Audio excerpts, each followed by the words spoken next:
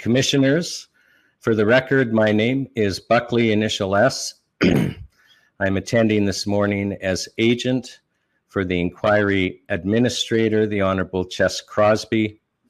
Mr. Crosby is also in attendance this morning. Commissioners, as lead counsel for the National Citizens Inquiry, I would like to make some opening remarks before you release your report. Today, today is November 28th, 2023. This is a historic day. We are making history.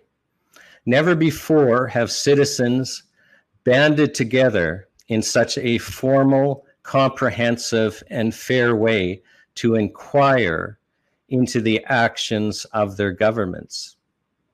Commissioners, you know that you are completely independent of the NCI administration.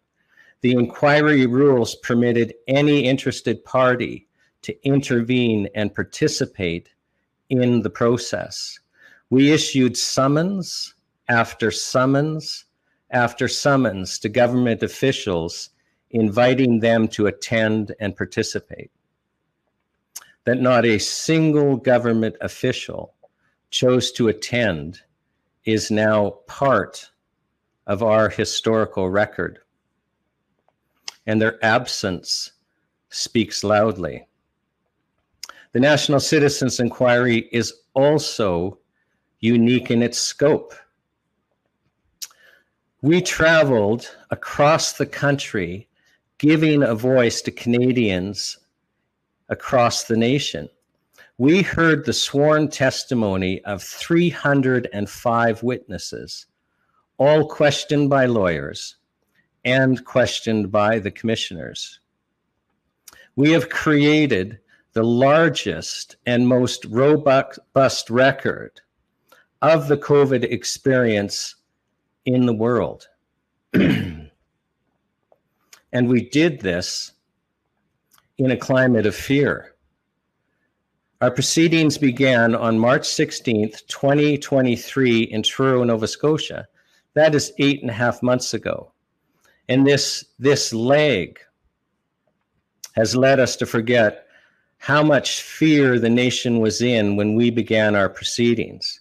It's been now long enough without us being muzzled with masks, long enough without us being locked in our homes, that we're starting to feel a little bit normal. But we would do ourselves a disservice as this report is released if we do not recall what came before and the context and the climate of fear in which the National Citizens Inquiry hearings took place. Beginning in the spring of 2020, we were plunged into a culture of fear, which threw the entire nation into a panic. Many believed that there was a dangerous virus that posed a mortal threat to them and their loved ones. Others saw the country become a police state. There was public discourse about putting unvaccinated Canadians into camps.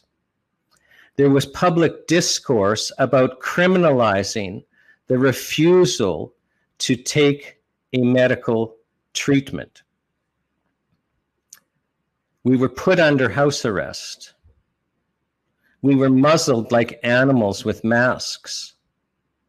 We were viciously divided into camps, the vaxxed and the unvaxxed.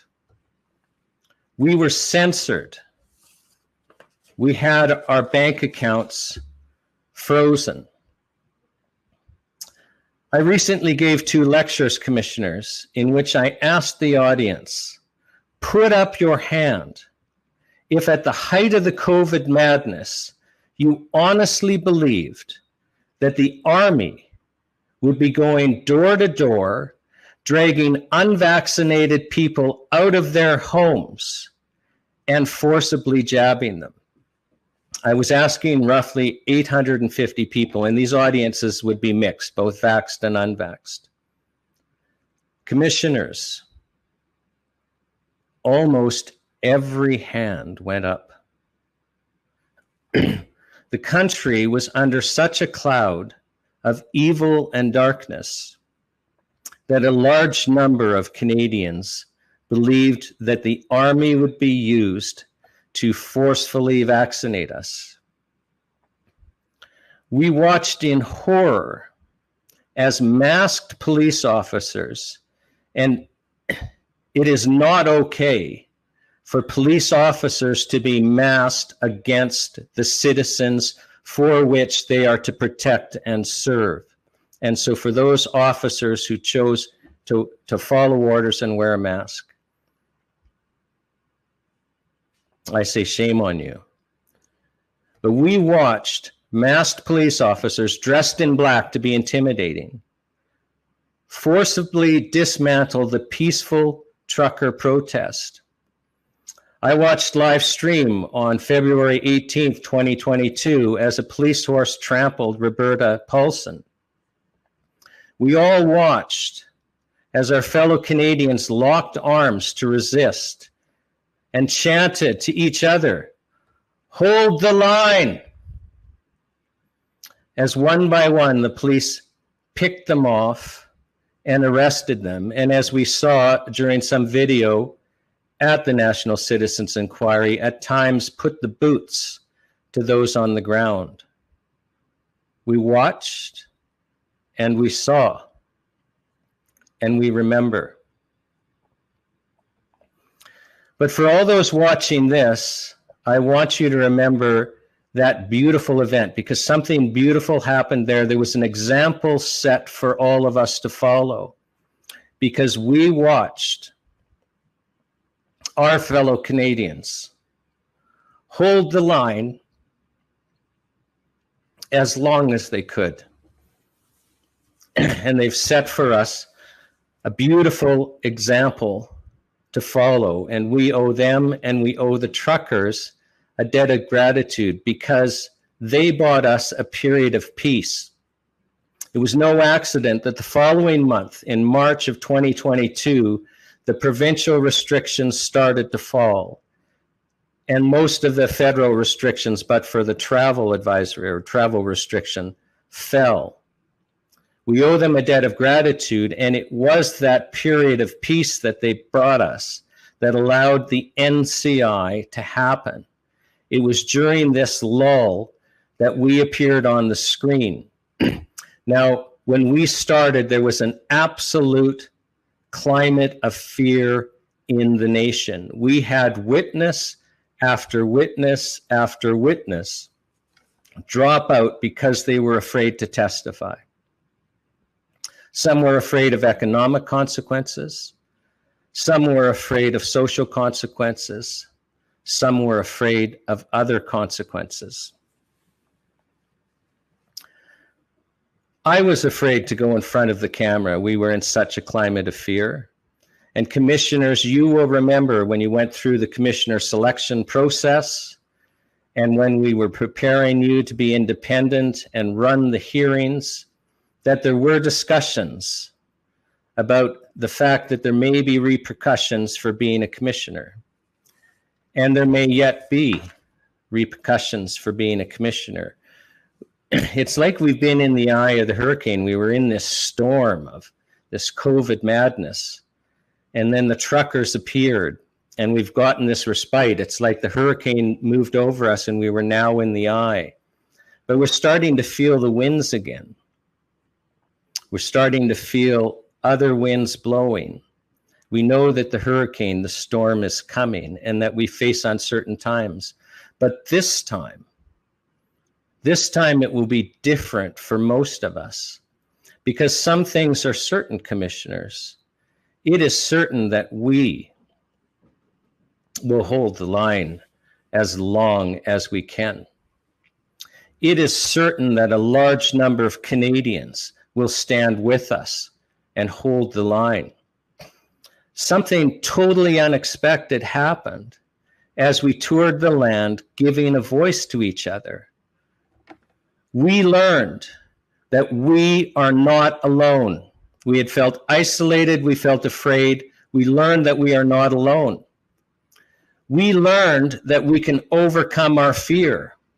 We are going to feel fear going forward, but we have been there, we have done that, and we understand that we can master and overcome our fear. And we learned that we can no longer sit still. We can no longer sit on our couches and allow Canada to lose its freedoms. We've already lost our freedoms. We now have to work. We need to participate.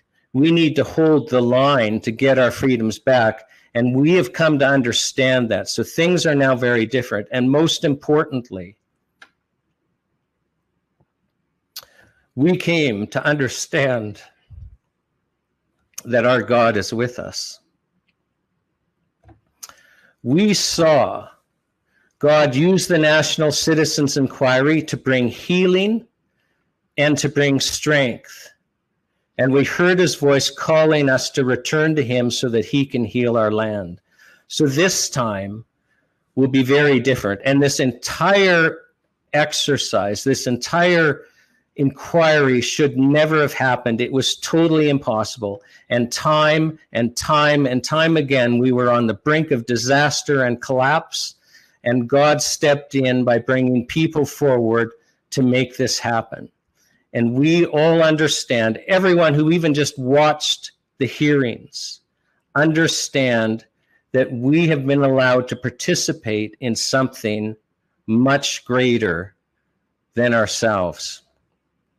And to all of you who participated, and to you commissioners, I can honestly say that standing with you through this experience has been one of the most precious and honorable moments of my life.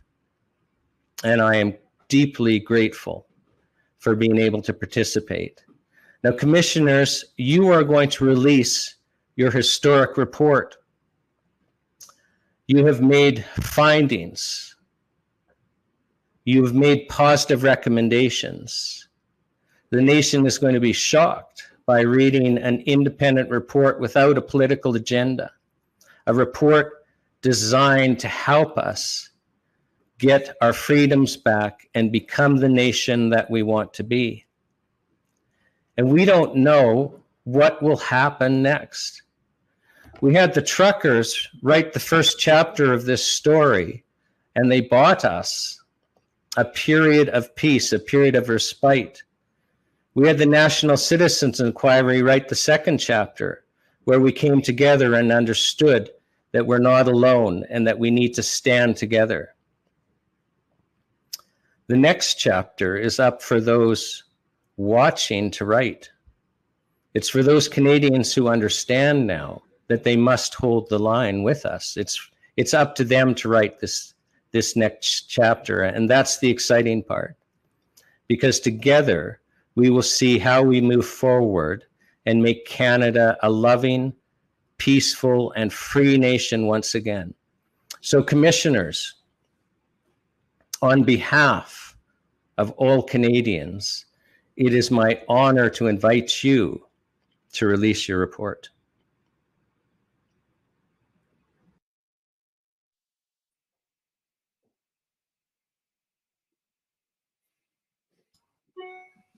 Thank you, Sean, and good morning, everyone. My name's Ken Drysdale. I'm the chairman of the commissioners, and we want to start off this morning as I'm going to provide an overview of the inquiry, what was done, how it was done, what the intent was, why the National Citizens Inquiry was required in the first place. And then there will be time for each one of the commissioners to provide their own statement concerning the report. So having said that, we, the commissioners of the National Citizens Inquiry, wish to express our heartfelt gratitude for the tremendous honor and privilege of serving on this distinguished commission. At this stage, as the inquiry draws to a close, we reflect upon the incredible journey we have taken together and the significant impact our collective efforts have had on the pursuit of truth, justice, and accountability. The commissioners have had a first-hand opportunity to travel Canada from coast to coast and meet some of the most extraordinary and courageous citizens of Canada. These witnesses, although aware of the potential consequences of their testimony, bravely stepped forward and set an example for the rest of Canadians. Throughout this arduous but profoundly important process, we have had the opportunity to work alongside some of the most dedicated professionals, experts, and stakeholders. Their unwavering commitment to the ideals of transparency, fairness, and the pursuit of truth has been an inspiration to us all. We are grateful for their valuable contributions for enriching our understanding of the complex issues at hand. We extend our deepest appreciation to the individuals and organizations who courageously came forward to share their experiences, expertise, and perspectives. Their willingness to engage with the inquiry has been vital in uncovering the facts, shedding light on critical matters, and shaping the recommendations that will guide positive change in the future. We also express our gratitude to the wider public for their unwavering support and unwavering confidence in our work.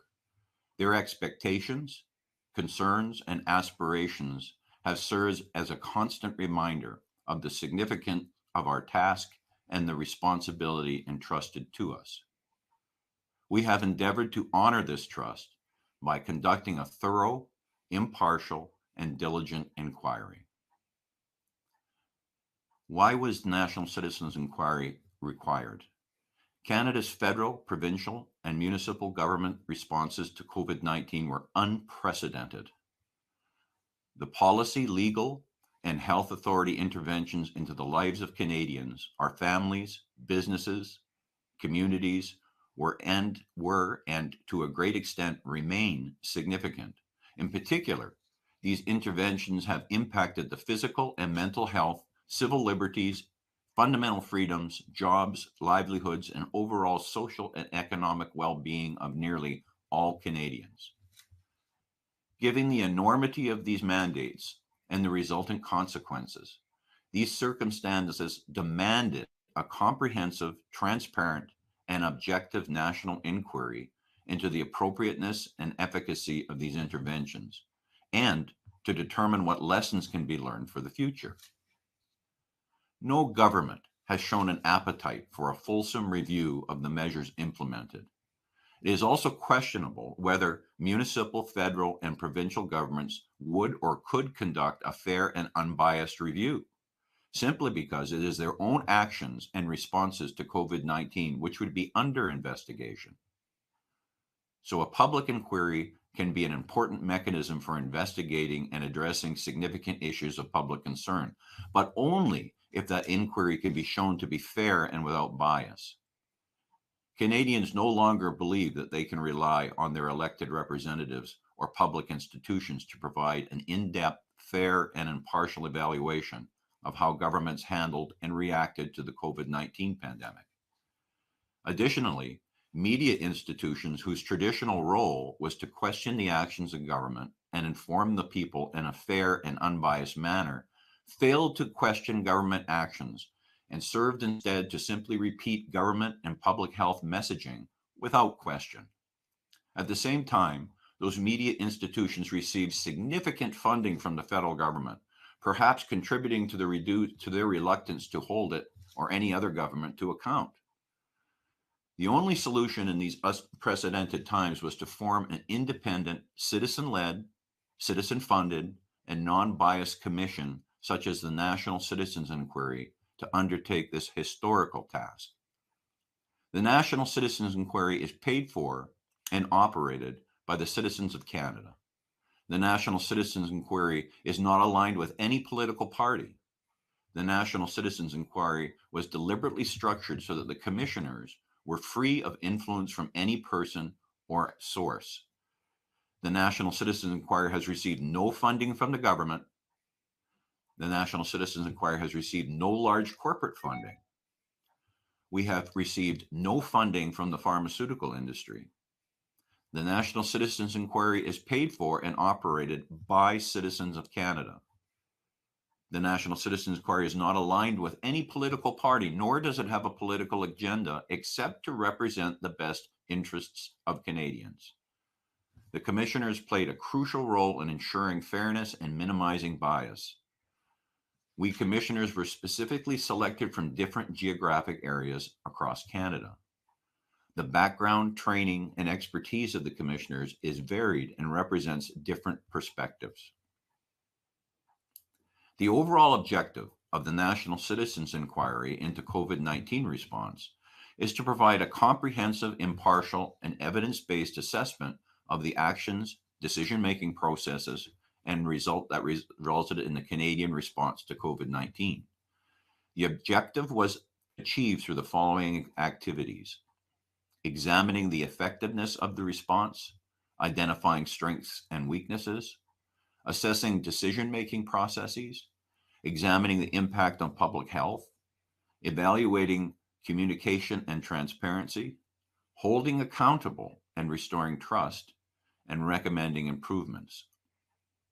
To achieve these objectives, the National Citizens Inquiry created a framework to support the appointment of 4 independent commissioners who undertook a dialogue with Canadians from coast to coast.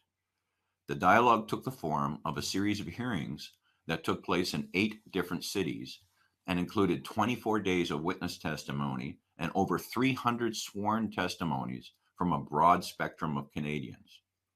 Public hearings were held in the following cities: Truro, Nova Scotia; Toronto, Ontario; Winnipeg, Manitoba; Saskatoon, Saskatchewan; Red Deer, Alberta; Vancouver, British Columbia; Quebec City, Quebec; and Ottawa, Ontario.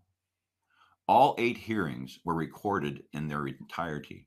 Recordings of each day and individual recordings of each witness will be permanently archived and available for viewing on the NCI website. That's www.nationalcitizensinquiry.ca. English and French transcripts of the testimony from each hearing will also be permanently archived and available on the NCI website. An exhibit ledger was also developed for materials entered as testimony by the witnesses at the hearings. Witness materials included PowerPoint reports, curriculum vitae, photos, and media reports. The National Citizens Inquiry established an online application process that openly invited Canadians to offer to testify at one of the hearings. Over 900 members of the public applied to testify.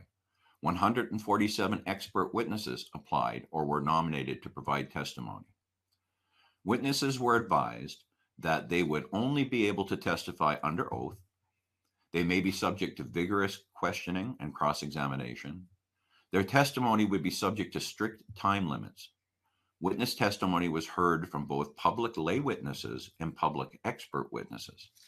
Examples of public lay witnesses included those who had disruptions in their lives or education of their children, impaired mental health due to isolation, business loss due to restrictions, job loss due to vaccination mandates, delayed or denied health care, adverse reactions to the COVID-19 genetic vaccines, reputation or professional discipline or censorship, restrictions of fundamental liberties such as speech, association, or travel.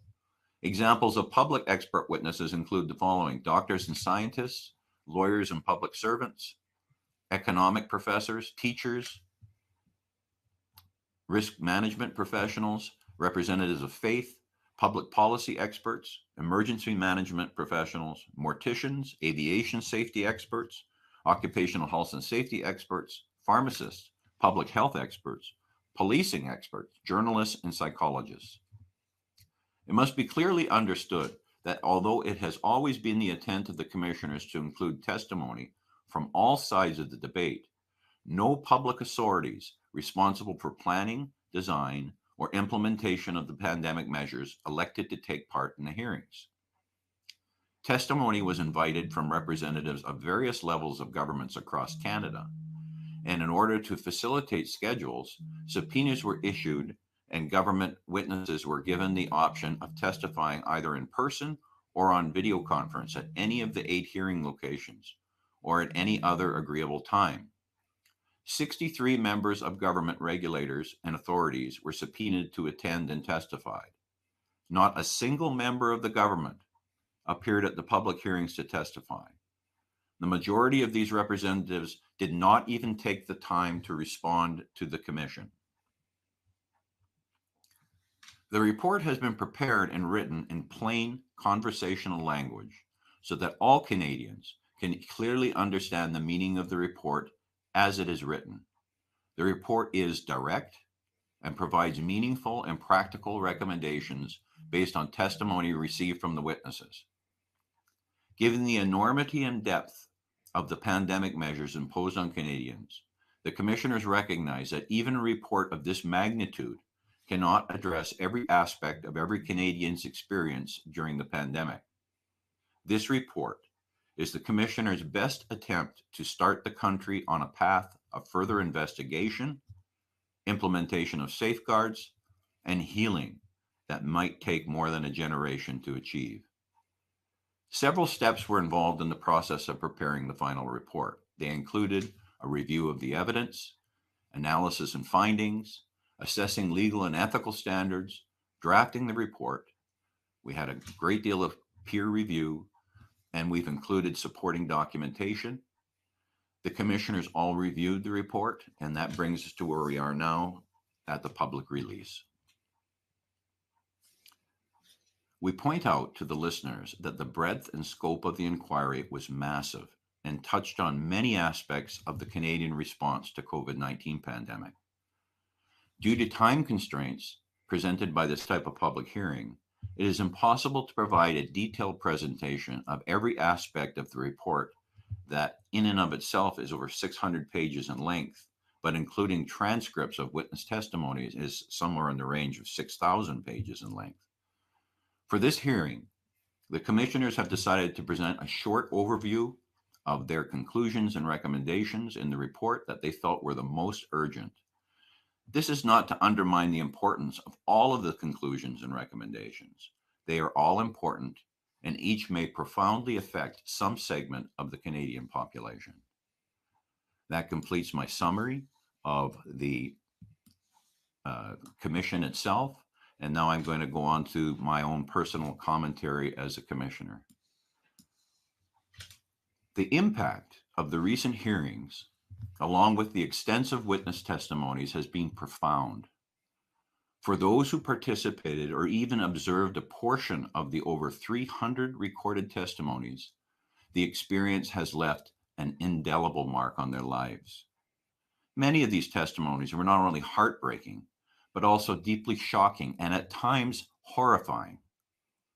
Over the course of 24 days, these witness accounts collectively shed light on the transformation Canada has undergone in response to the pandemic.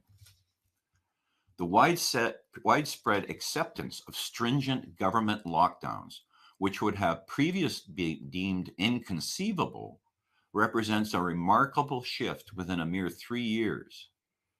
The testimonies provided irrefutable evidence that an unprecedented assault had been waged against the citizens of Canada. Not since World War II has the nation experienced such a devastating attack on its people. Our investigation into the pandemic measures unveiled a troubling mix of hubris, ignorance, arrogance, fear, and a shocking disregard for fundamental principles of human rights, medical ethics, and our long-standing democratic and legal foundations.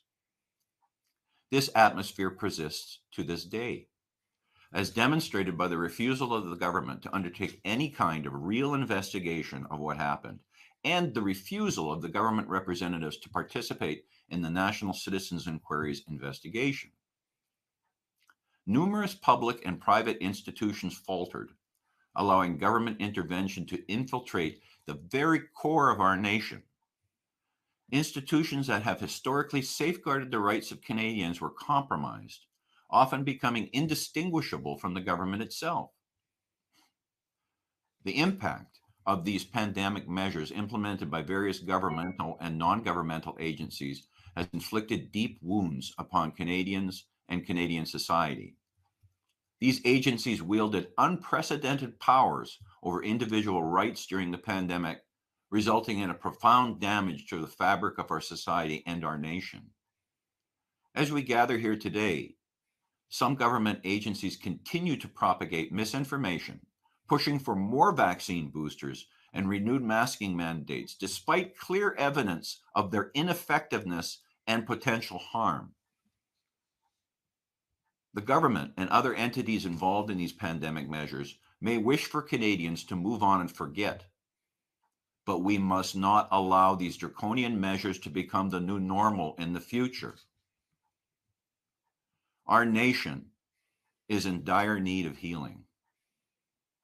Before embarking on the essential journey of personal and collective healing, we must confront the root causes of this damage and take preventative and punitive measures against those who have imposed these tyrannical measures upon our nation. Failing to do so risks condemning future generations to unimaginable tyranny. We acknowledge that public apathy towards the erosion of fundamental institutions and beliefs has been a factor that enabled the imposition of these tyrannical measures.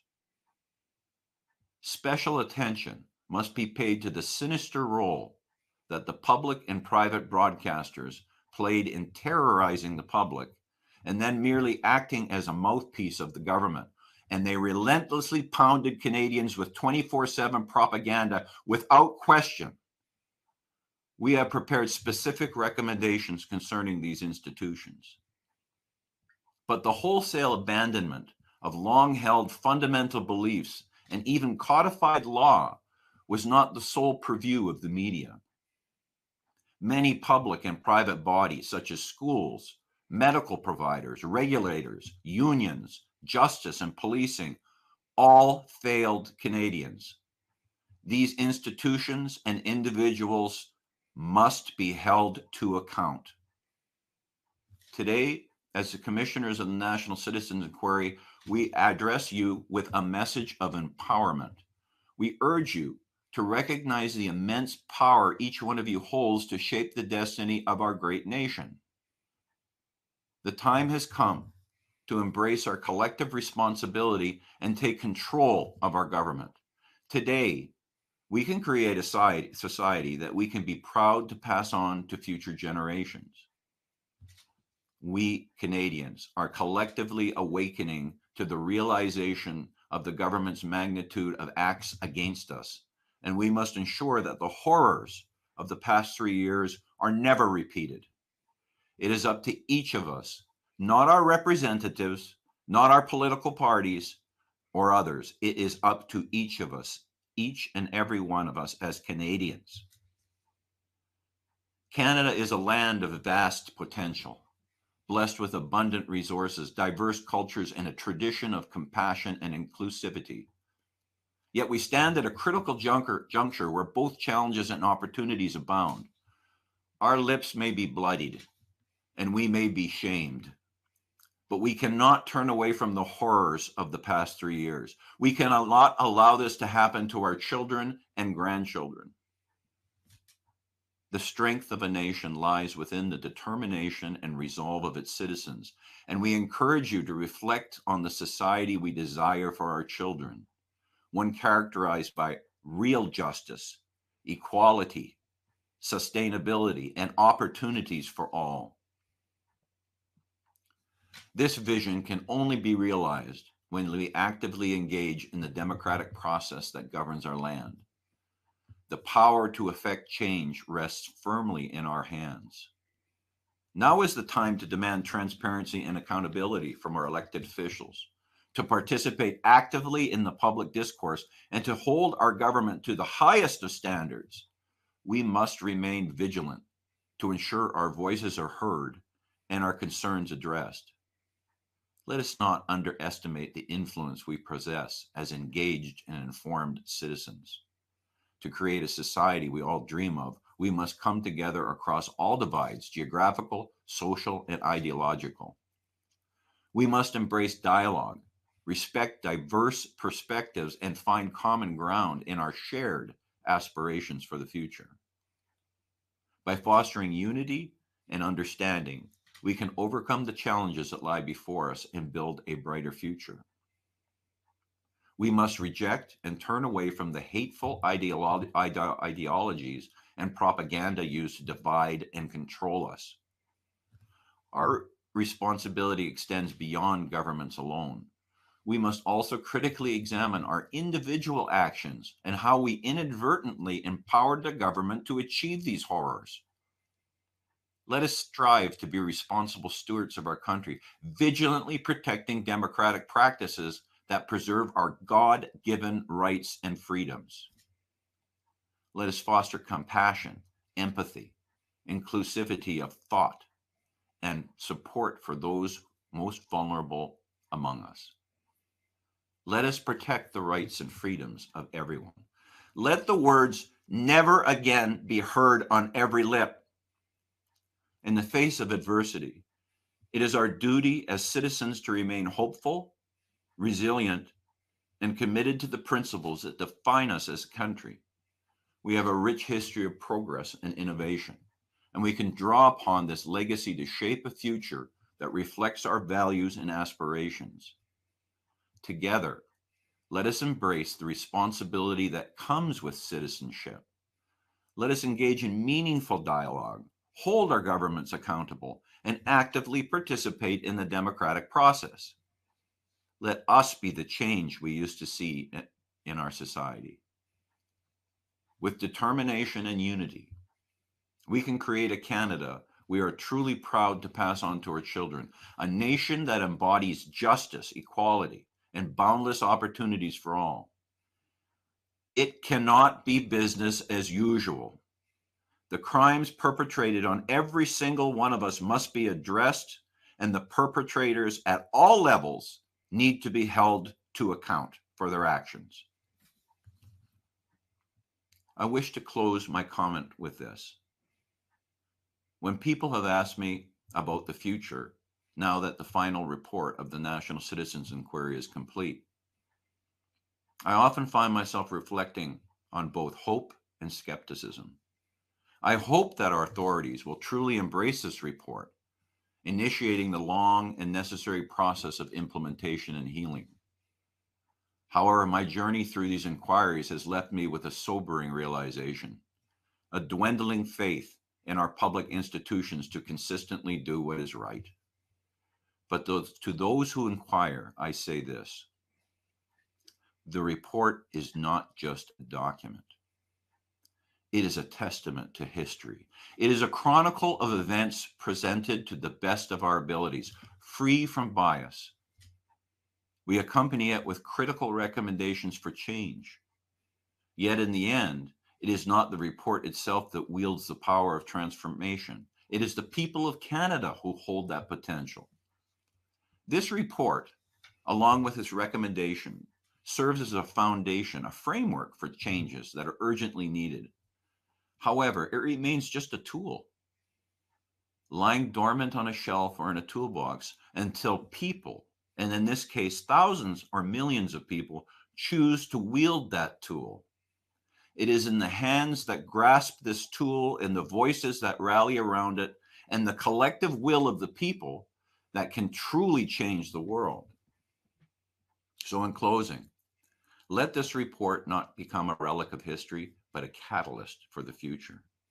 Let it be a call to action, a symbol of unity and a source of inspiration. It's now in the hands of the citizens of Canada to demand change, to turn the pages of history and to shape a better tomorrow. The report is the beginning, but the change, the healing, and the transformation, that is a journey that all of us Canadians must embark on together. Thank you very much.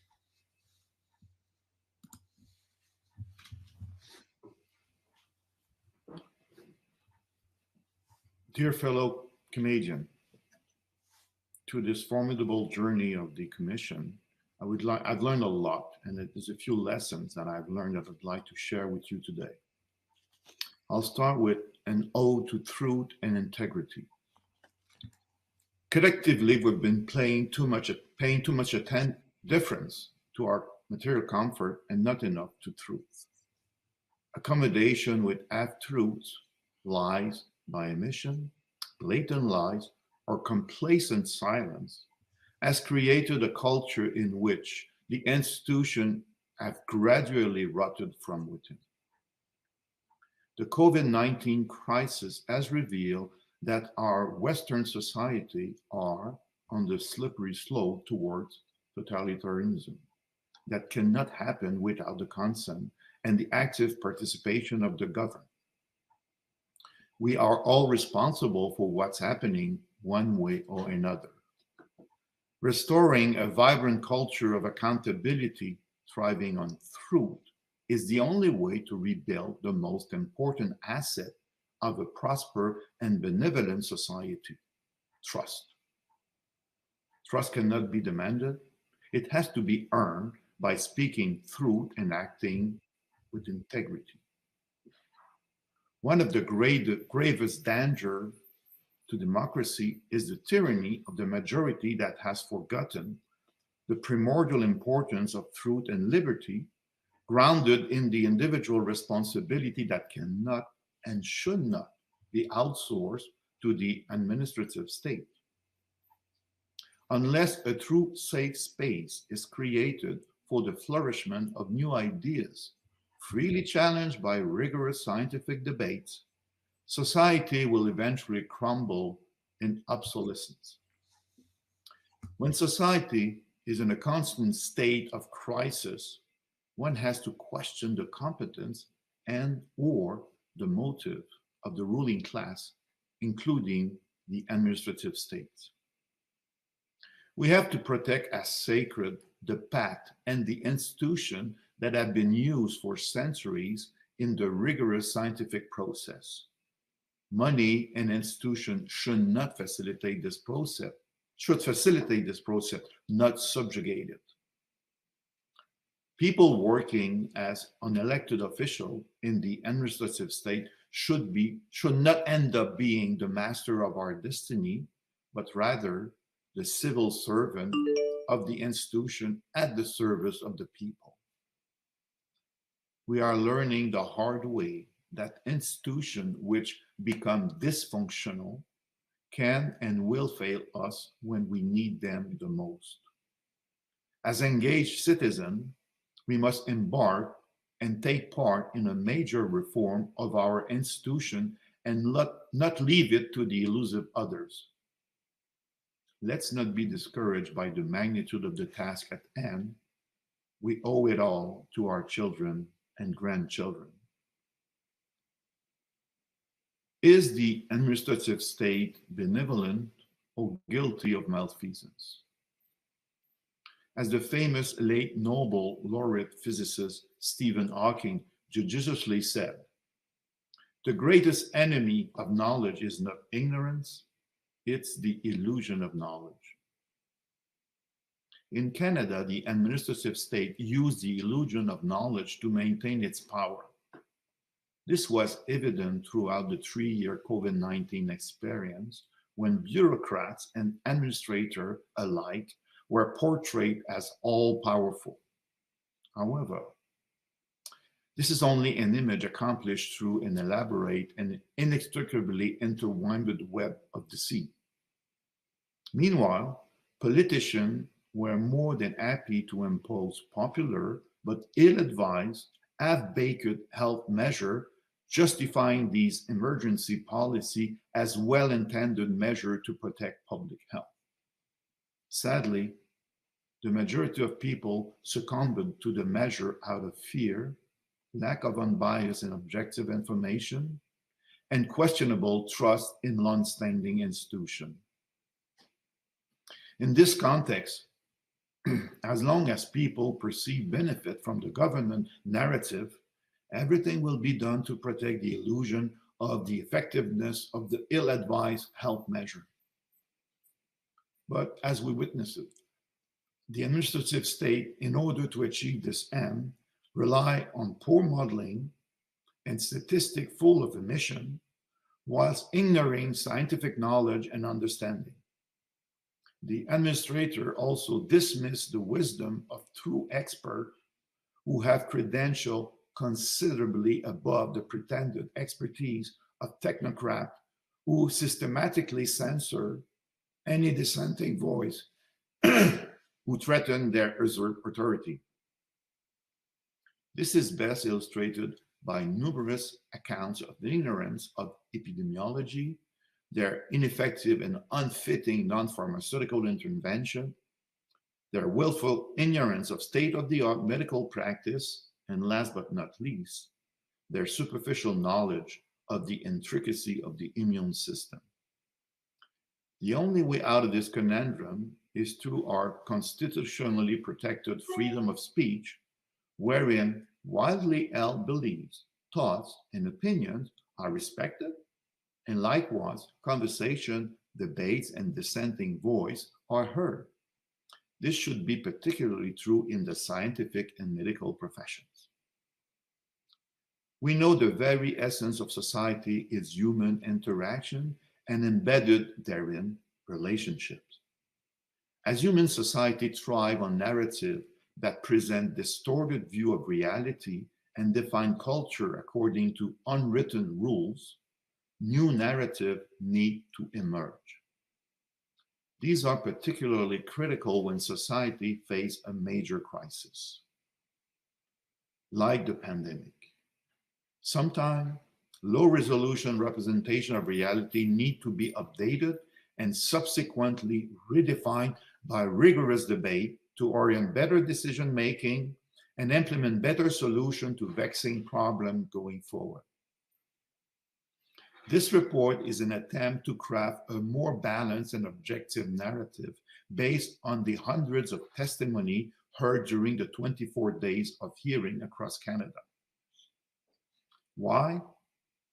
Because Canadians deserve to hear the concern raised and to forge their own informed opinions regarding the health crisis we have just faced, including the appropriateness of the mitigation measure used by government authority. It will be up to the reader to determine for themselves whether this new narrative is a more comprehensive representation of reality than the messaging delivered by the government and the mainstream media during the past 3 years. This report examined the health, civil, economic, and societal issue resulting from the COVID-19 response. The report also makes specific recommendations to improve the management of any future health crisis. Our report focuses on answering questions that are in the realm of scientific and forensic investigation. What happened? How did it happen? And although the why deserve attention too, the commissioner have determined that it is beyond the scope of this investigation. It is for this reason that the commissioner have agreed to abide by the witnesses' testimony to the best of their ability, seeking the truth. These are the truths we have sought throughout the hearings.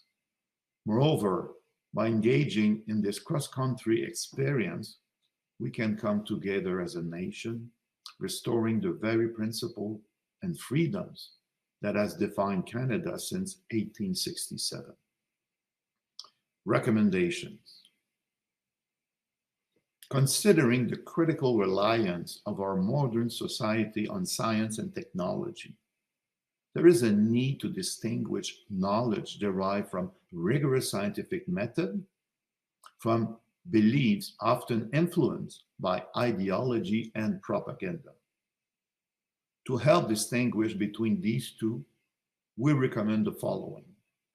Number one, basic training in epistemology and critical thinking should be incorporated in both humanity and scientific or technological education curricula.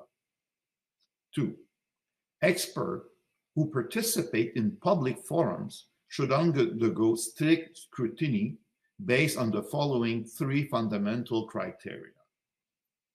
First, demonstrated cutting-edge knowledge and expertise as evidenced by their involvement in past or ongoing scientific research, providing proof of their understanding of the subject matter under discussion.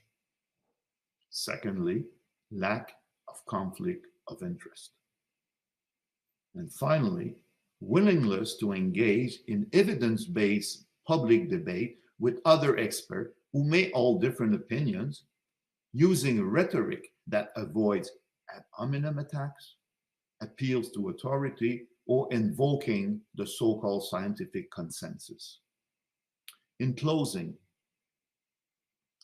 implementing any of our recommendations will be an uphill battle.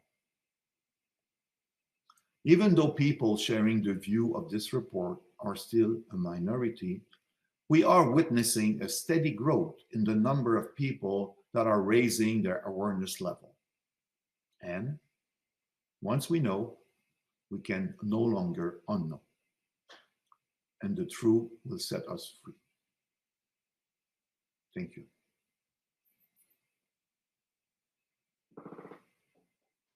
Good morning, everyone. Thank you for taking the time to hear from each of us this morning. As a lawyer, I understand the fundamental importance of always hearing both sides of every story before reaching judgment, of being open-minded and hearing each side's arguments and perspectives before making a decision. I joined the NCI because I wanted to understand what we had done as a nation and why. I wanted to hear the reasons and justifications for the myriad of rules that were imposed on us almost overnight. The lockdown orders, the school closures, the mask mandates, the vaccine passports, the quarantine hotels. And I wanted to square those with the impacts that they had on our society, on us. As a civilized nation, I believe that we should face what we have done and ask, did we do the right thing? Were there unexpected consequences? Was it worth it? When I first agreed to be a commissioner, I intended to undertake an impartial review of both sides of the story, of the measures that were enacted in Canada in response to the pandemic. I expected that we would hear from a full spectrum of Canadians, including government representatives, experts, and everyday Canadians. Unfortunately, we only heard one side of the story, because not one single government representative came to testify before us. Not one decision maker came to justify what was done. At the same time, we heard from Canadians across the country in both official languages about their experiences, and it wasn't good. Without getting the other side of the story, the justification from our leaders and decision makers, what were we to conclude? Readers of our report need to keep this in mind. We gathered evidence from hundreds of Canadians and dozens of non-government experts. The evidence we have all points one way, to a significant breakdown of Canadian institutions, the division of our society, neighbors pitted against neighbors, families torn apart, individuals suffering grievous injuries which their own doctors won't acknowledge, feelings of isolation, depression, suicides, pain, and grief. And against this was contrasted the official statements from our governments during this time, promising to keep us safe if only we keep following their directives. This message echoed over and over again by the media. And as a lawyer, I paid particular attention to the testimony about our Canadian legal system. The Canadian Constitution and the Charter of Rights are something I have always been proud of as a Canadian. Fundamentally, our Charter of Rights enshrines the mutual respect that we hold for each other. Respect for one another, even when we have differences of opinion, is reflected in our most supreme law. By guaranteeing that the government cannot tread on my neighbor's rights, we guarantee our own. This is never more important than when things are difficult, in times of fear and uncertainty. Our report contains recommendations to renew and rebuild confidence in Canada's courts, to limit the delegation of power to unelected institutions, and to strengthen the accountability of our institutions to the public. Canadians relied on their institutions to serve them during the pandemic. Critical institutions failed us, and public policy suffered. People suffered. It is my hope that the recommendations we have made are widely distributed for discussion and consideration. Many of our recommendations call for more inquiry and investigation. As Canadians, we should not be afraid to ask the questions that matter most, and we should not be afraid to hear the answers. It is my personal belief that this is the only path forward to healing our nation. And lastly, I would like to say that it has been my incredible honor to serve as a commissioner on the National Citizens Inquiry. Seeing the strength of ordinary Canadians, even in the darkest times of their lives, gave me renewed hope. I want to acknowledge the bravery of every witness who stood up and testified publicly, live streaming on the internet for everyone to see, facing their fears of shame and scorn from friends, family, and society. It was my honor to bear witness to your stories. And I know that there are many, many Canadians who have found comfort, solace, and hope in hearing your stories and discovering that they weren't alone. This was an experience unlike any other in my lifetime, and I am humbled and grateful to have played my small part in something so much bigger and greater than myself. Thank you.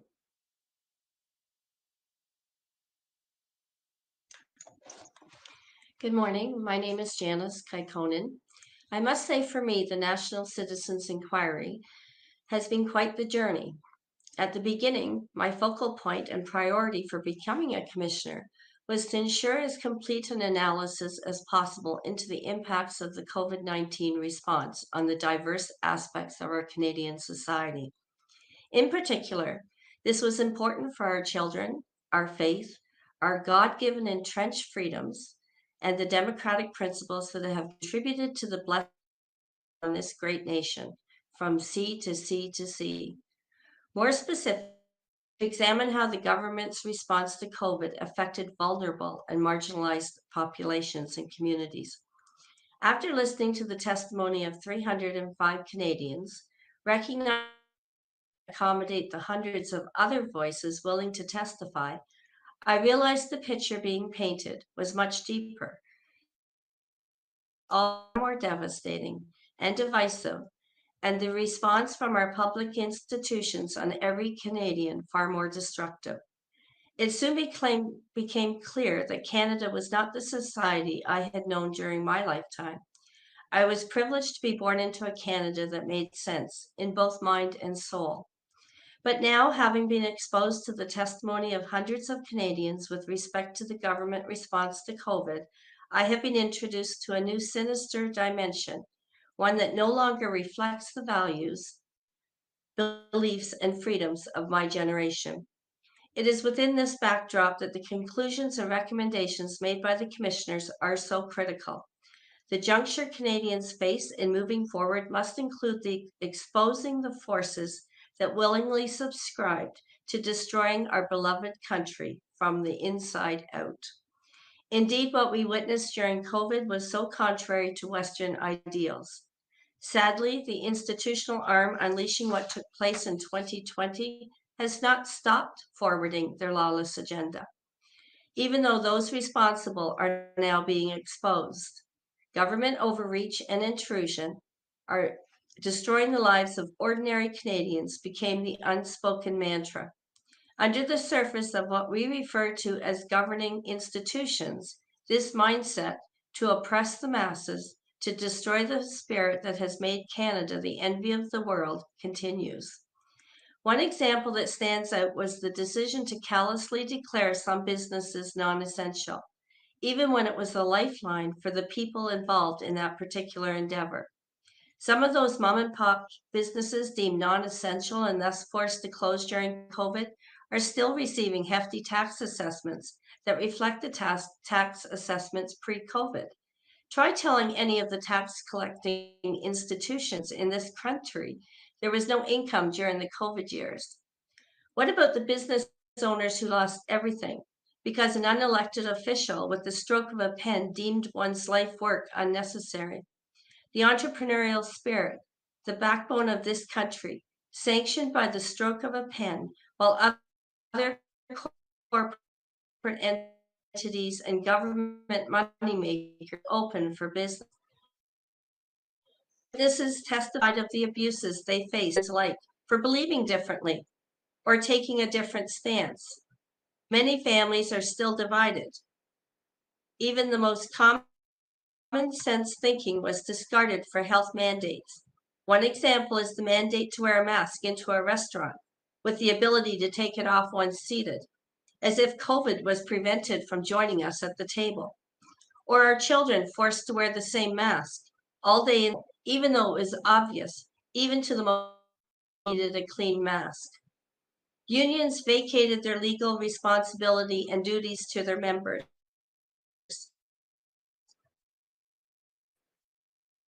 Post-secondary institutions in Ontario faculty health authority.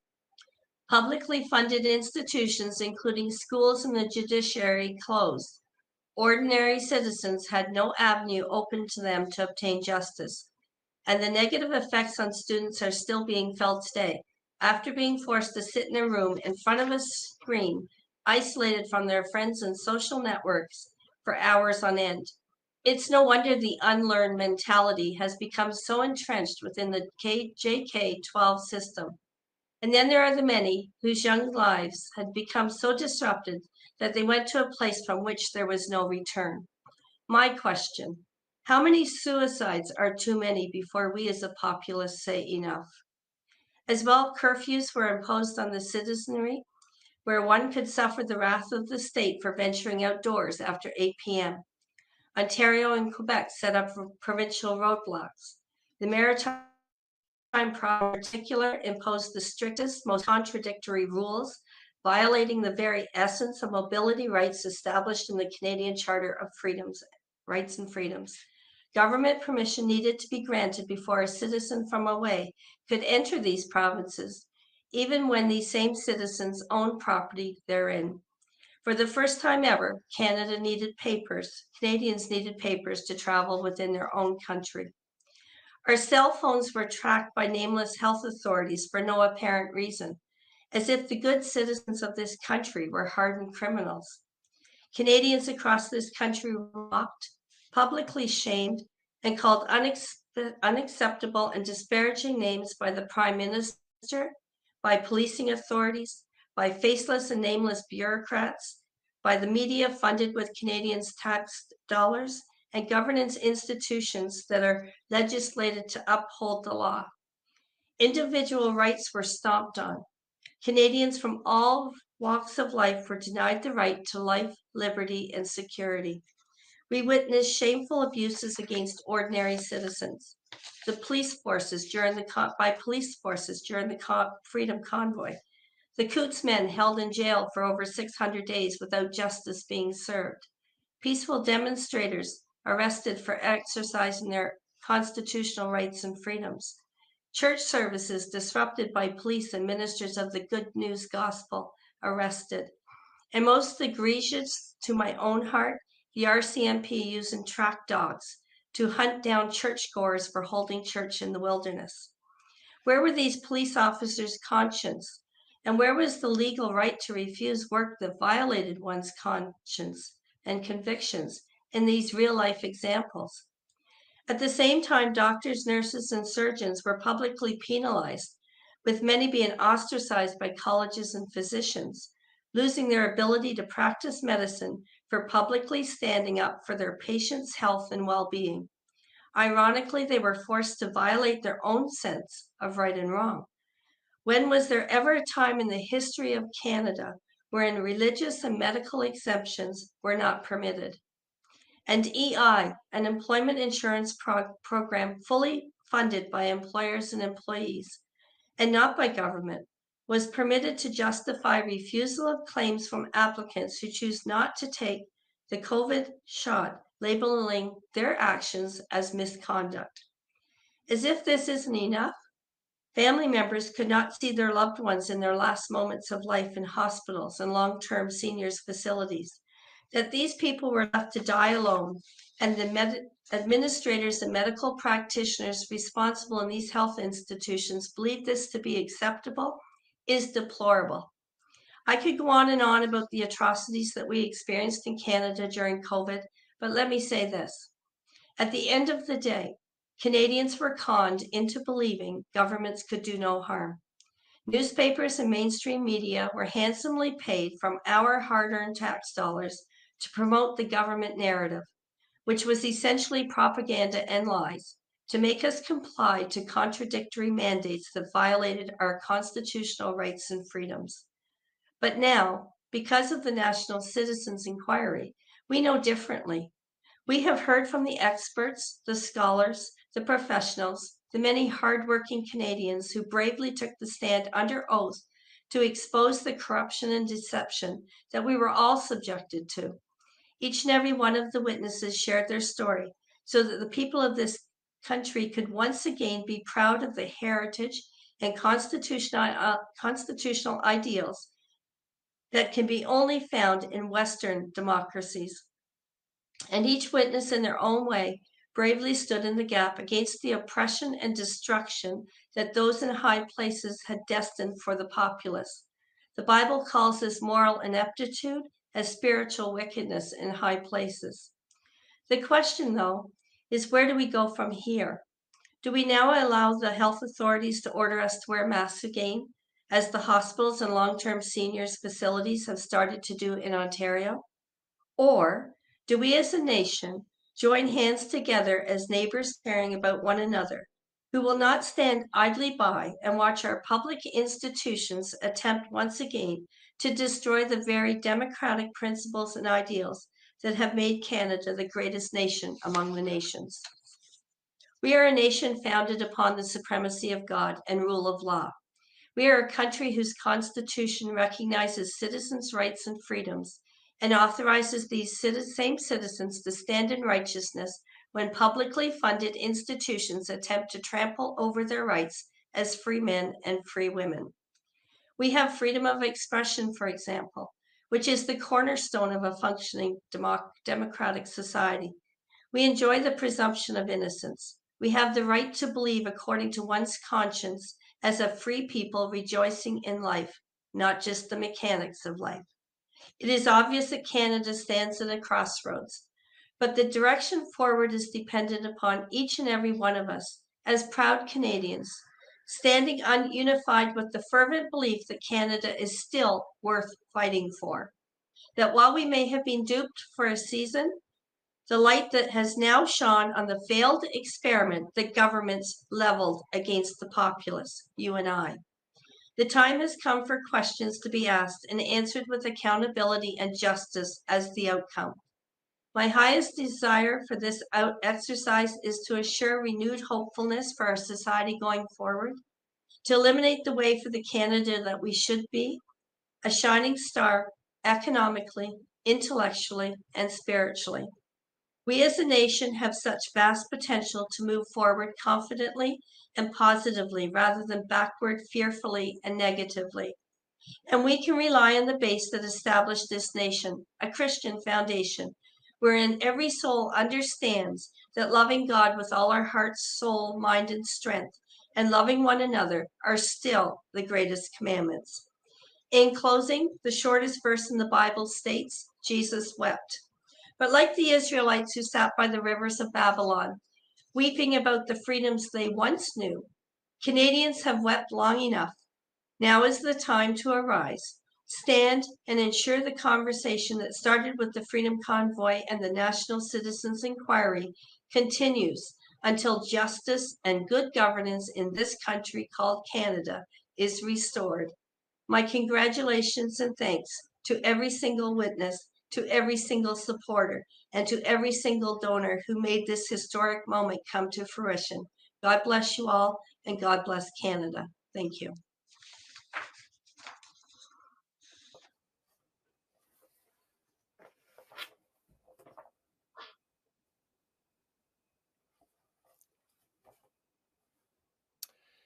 Honorable Commissioners and fellow Canadians, during the COVID crisis years, Canadians watched as the institutions they thought would protect their freedoms and their prosperity instead perpetrated hysterical fear, unprecedented loss of freedoms, and economic destruction.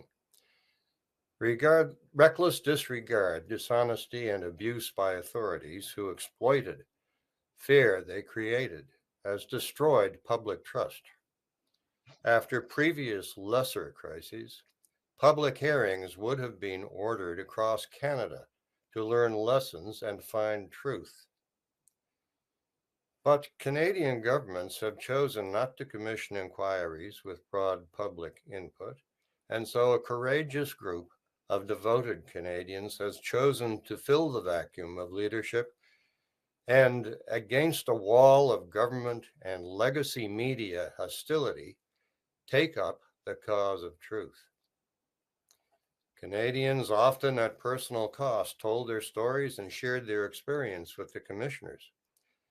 Do your own verification of the truth, your own audit, by going to nationalcitizensinquiry.ca and picking out 3 testimonies. Your life will be changed, and you will know whether the commissioner's report touches your truth and the truth of fellow Canadians the way your truth and the truth of your fellow Canadians touched the commissioners. The National Citizens Inquiry is funded and staffed by volunteers who believe in a better Canada. The gratitude of Canadians belongs to them, and it belongs especially to the commissioners, Ken Drysdale, Bernard Massey, Janice Kaikonen, and Heather Di Gregorio, who dedicated their skill and time and immersed their souls in the crucible of suffering from government overreach and cruelty, which was the common experience of many Canadians. The haughty attitude of absent officials who refused invitations to testify leaves many wondering what these nabobs of national health and their political overlords have to hide. The record of their refusal to speak with their fellow Canadians stands, and truth and trust are the losers.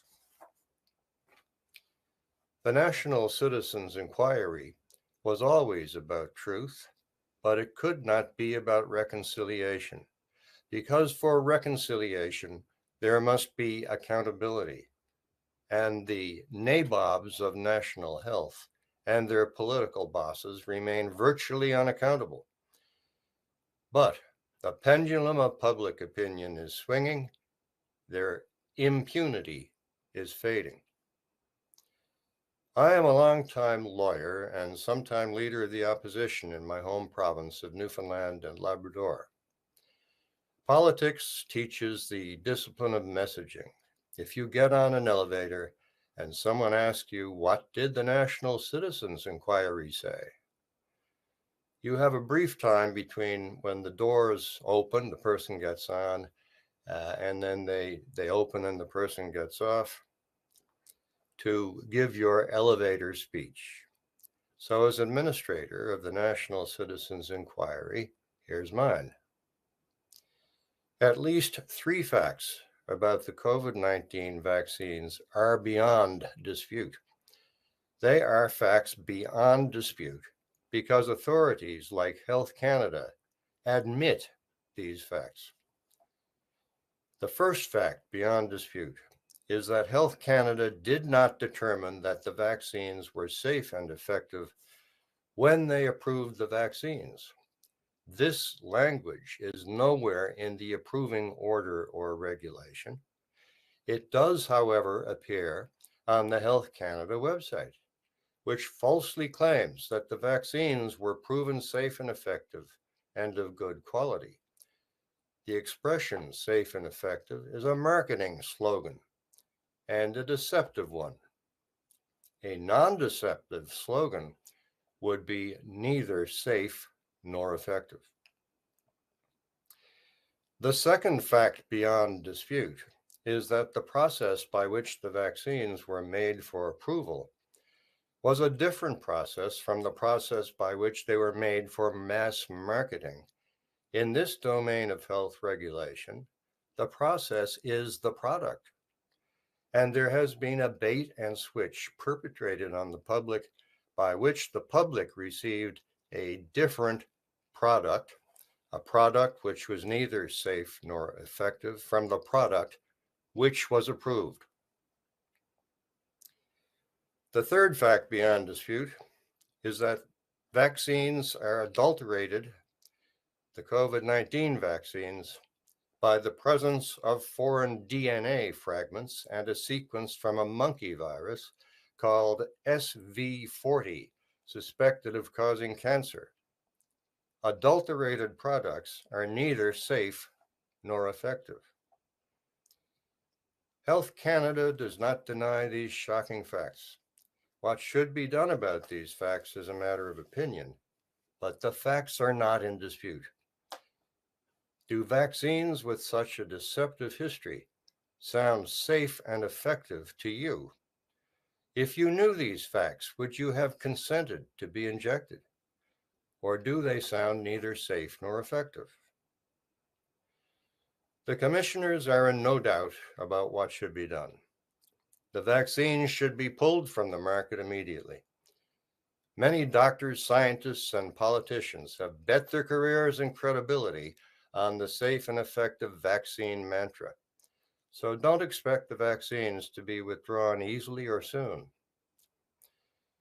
But they are neither safe nor effective, and withdrawn they must be.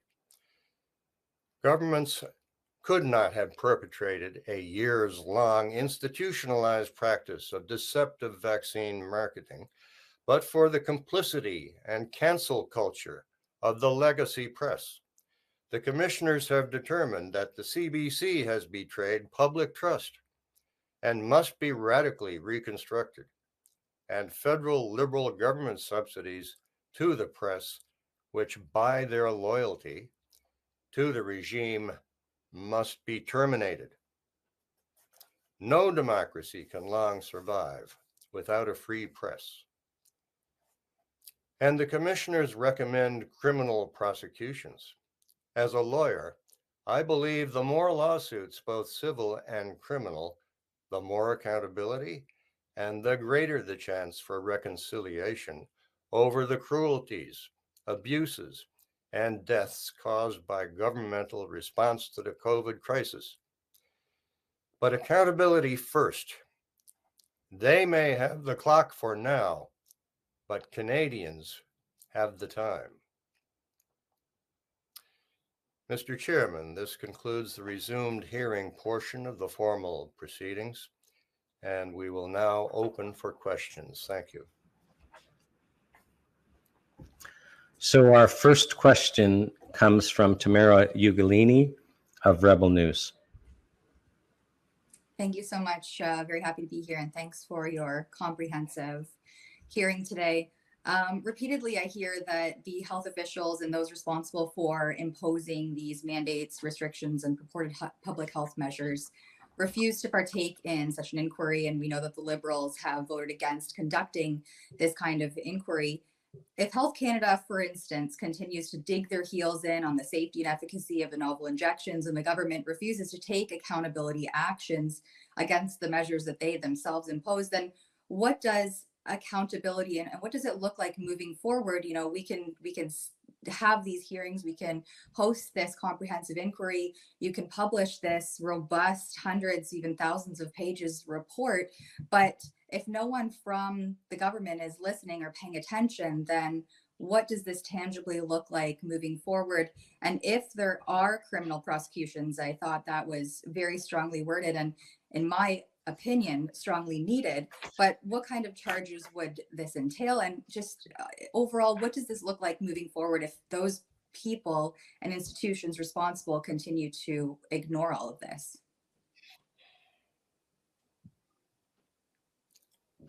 Thank you, Tamara. You've got a lot of questions in there. Sorry. First off, as I said during my commentary, the public should consider this report to be like you would a box of tools sitting on the workbench. If someone doesn't open the box of tools and do something with it, nothing will happen. You'll not build a house, or you'll not fix a grandma's rocking chair.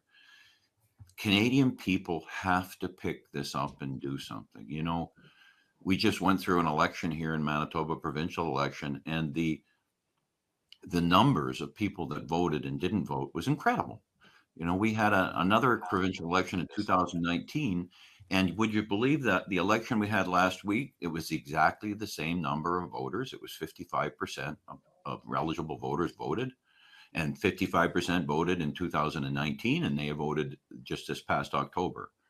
So how is it that Canadians, having gone through what they went through, it didn't inspire them to vote and to make their voices heard? So your question is an excellent one. And what will happen? Well, we expect that the government will try to ignore this, just like they ignored our invitations to come and testify. But it's up to Canadians. And until Canadians read the report or watch the videos, they will not understand the depth, the profound depth of the horrors that were placed upon Canadians. And I know that Canadians, if they understand that, because right now a lot of Canadians are in the bubble of the media's propaganda still. But until they start, when Canadians start to wake up, you know, there's an old expression, I don't know whether it's true or not, but they woke up a sleeping giant and filled them with a terrible rage. And in my opinion, I am hoping for that the Canadian people will wake up and be in a very bad mood and hold their governments into account. Heather, do you want to add to that?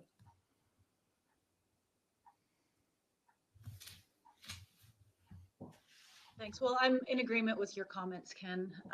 And I think we got a similar question when we released our interim report earlier. And really, you know, at the base of this is we've done what we can to get this report recorded, published with recommendations, and now it's up to Canadians to take it forward. And every person bears personal responsibility in how they're going to do that. Bernard, have you got something to add? Okay. Yeah, I'm in full agreement with your comments, both Heather and Ken. What can I add more? I think we have to acknowledge that the situation, the culture we've been sort of embedded in for decades is not going to flip on a coin. It's going to take time. And it's not because it's moving slowly that it's not going to eventually get the right momentum to turn things around. The way I look at it is that it's not going to take the majority of people to wake up to make a difference. You just need a critical mass of people to move things around. What are those numbers? Hard to tell, 5, 10%. But the moment you gather the right people that are engaged and are going to make things happen, I think eventually we will move, and it has to move at different fronts. It has to move at the level, political front, provincial, federal, and court, and so on. But eventually it will flip. Will it flip as quickly as we would want it to flip in Canada? My guess is that it's gonna, the first impact will come from abroad in a society that have been more, I would say, used to fight this kind of situation. And the moment that we see their victories on different fronts, it will actually fuel a lot of conversation and a lot of movement to make things happen. Janice, you want to add to that? Good morning, Tamara. That was a host of questions that were very good and very insightful. I think for me, it's loving one another at the very base of our society, our social fabric, and caring for one another. That's what we are to do. And when we start caring for other people, there is nothing that government can do. When we stand with other people who are being shamed publicly or abused or trodden over, then things start to change, because it's not just the one person anymore. It's each and every one of us saying, we've had enough. This is not going to happen again. And we're going to stand with people who say no, who have that strength. And as each and every one of us takes that moment and gains that strength, we start to realize, and we should have realized from the Freedom Convoy, we're not alone. There are thousands upon thousands of other people out there who feel the same way. So, like Jesus said, love one another. Let's start loving one another. Let's start standing in unity against the forces of evil that want to take us out, and say that this country, again, like I said earlier, is still worth fighting for. Thank you for your questions. Thank you, Janice. Do I have time for just a quick follow-up? Sure. Thank you. So what role do you think the mainstream media plays in holding this kind of accountability? You know, is it a grassroots swelling and movement of Canadians, as we saw with the trucker convoy, or if there was a change or some sort of policy imposed on the mainstream media, or a dismantling or disbanding altogether, would that facilitate this sort of action faster than grassroots Canadians? You know, we have a tendency now in our modern society to always think that we're going to do something with regulation. The government's going to do this and the government's going to do that. Or we're going to go and stand in front of a school board meeting or something else waving a sign. You know, the time to try to make change isn't when the horse is out of the barn. It's at the electoral level. You know, we've been captured by the party system. We've been captured by this idea that we're dependent on the government to enforce a regulation or something, where the citizens of this country hold the ultimate power. Turn off the switch on your TV. Don't watch the shows that don't support what you do. Don't read those newspapers. Do not buy those magazines. Canadians have that power. And Canadians also have the power to wrest back control of their government and break the unholy alliance that has developed, not just between the candidates and the party leaders, and we could talk about that in detail, but also between the lobbyists and the party leaders. Because right now in Canada, the parties know that you're going to vote for the party. And you know what? They're not a whole lot different. And until we break that by saying, I am no longer voting for the Green Party or the Blue Party or the Yellow Party or the Purple Party, I am voting for the person. And if that person doesn't represent me the next election cycle, when they're asking for my vote again, I will not vote for them, regardless of what armband color they're wearing. And when we grasp that, when Canadians can grasp that and start to act on it, we don't need government regulation. We'll put the media in their place by not watching their propaganda. We'll stop the employers from imposing mandates and things on us by stopping working for them or stopping doing business with them. Let's not wait for the government. Let's take action. We've waited long enough. Janice, do you want to add to that? I just want to say that there were a lot of mom and pop shops that were destroyed during the 3 years of COVID. I think if we support those mom and pop shops, I think we can start to turn this around. We don't need to support the corporate who was given the authorization and approval to stay open during COVID. We can support the small stores. It may cost us a little bit more, granted, but at the same time, at the end of the day, we will have a better economy, we will have a better social fabric, and we will have people at the community level who want to help one another. And I think that that's where this whole inquiry has to go, is that we take responsibility for our own actions and we pray about the ones that we can't change, so that the Lord can step in and he can intervene on those bigger picture things. But we can certainly help and do things at our local level to just help our neighbor love our neighbor. Bernard, would you like to add to that? Yeah, well, what can I say? I fully agree with what you said, Ken, that we are too passive with respect to the institution. It really has to start with individual responsibility.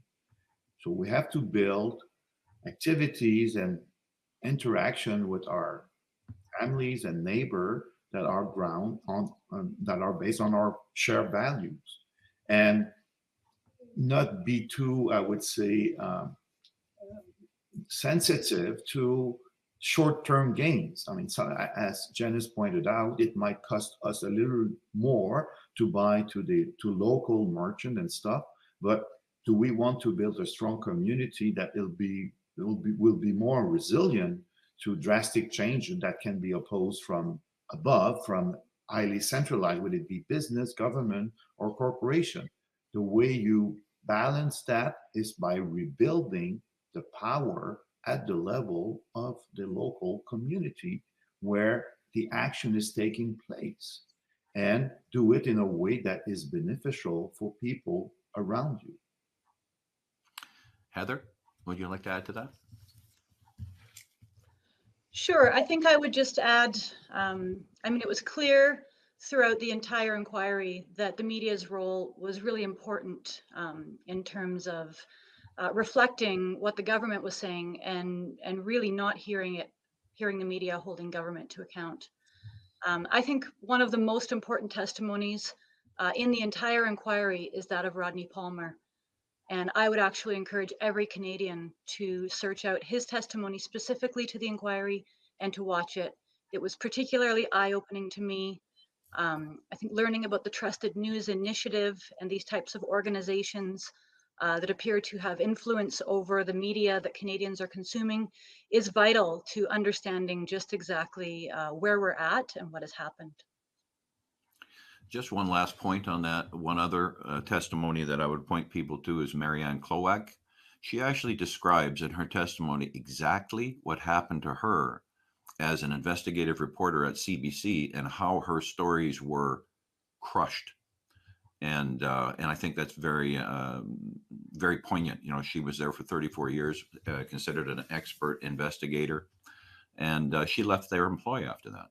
In any case, thank you. Thank you, Tamara. Our next question comes from a member of the public, Jason Dahl.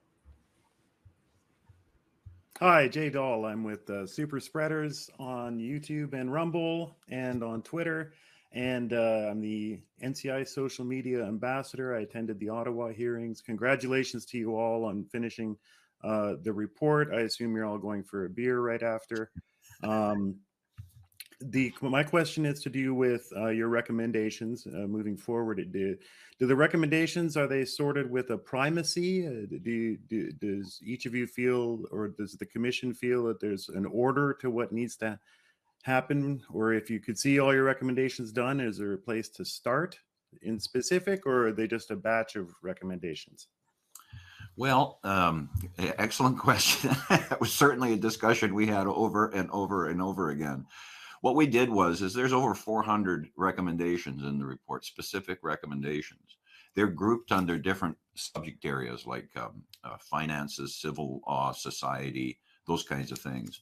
And they're all extremely important. And depending on what your experience was, either as a citizen during the pandemic or what you're experiencing now, one thing might be more important to you as a citizen than the other. But I believe that all of the recommendations we have need to be considered and incorporated.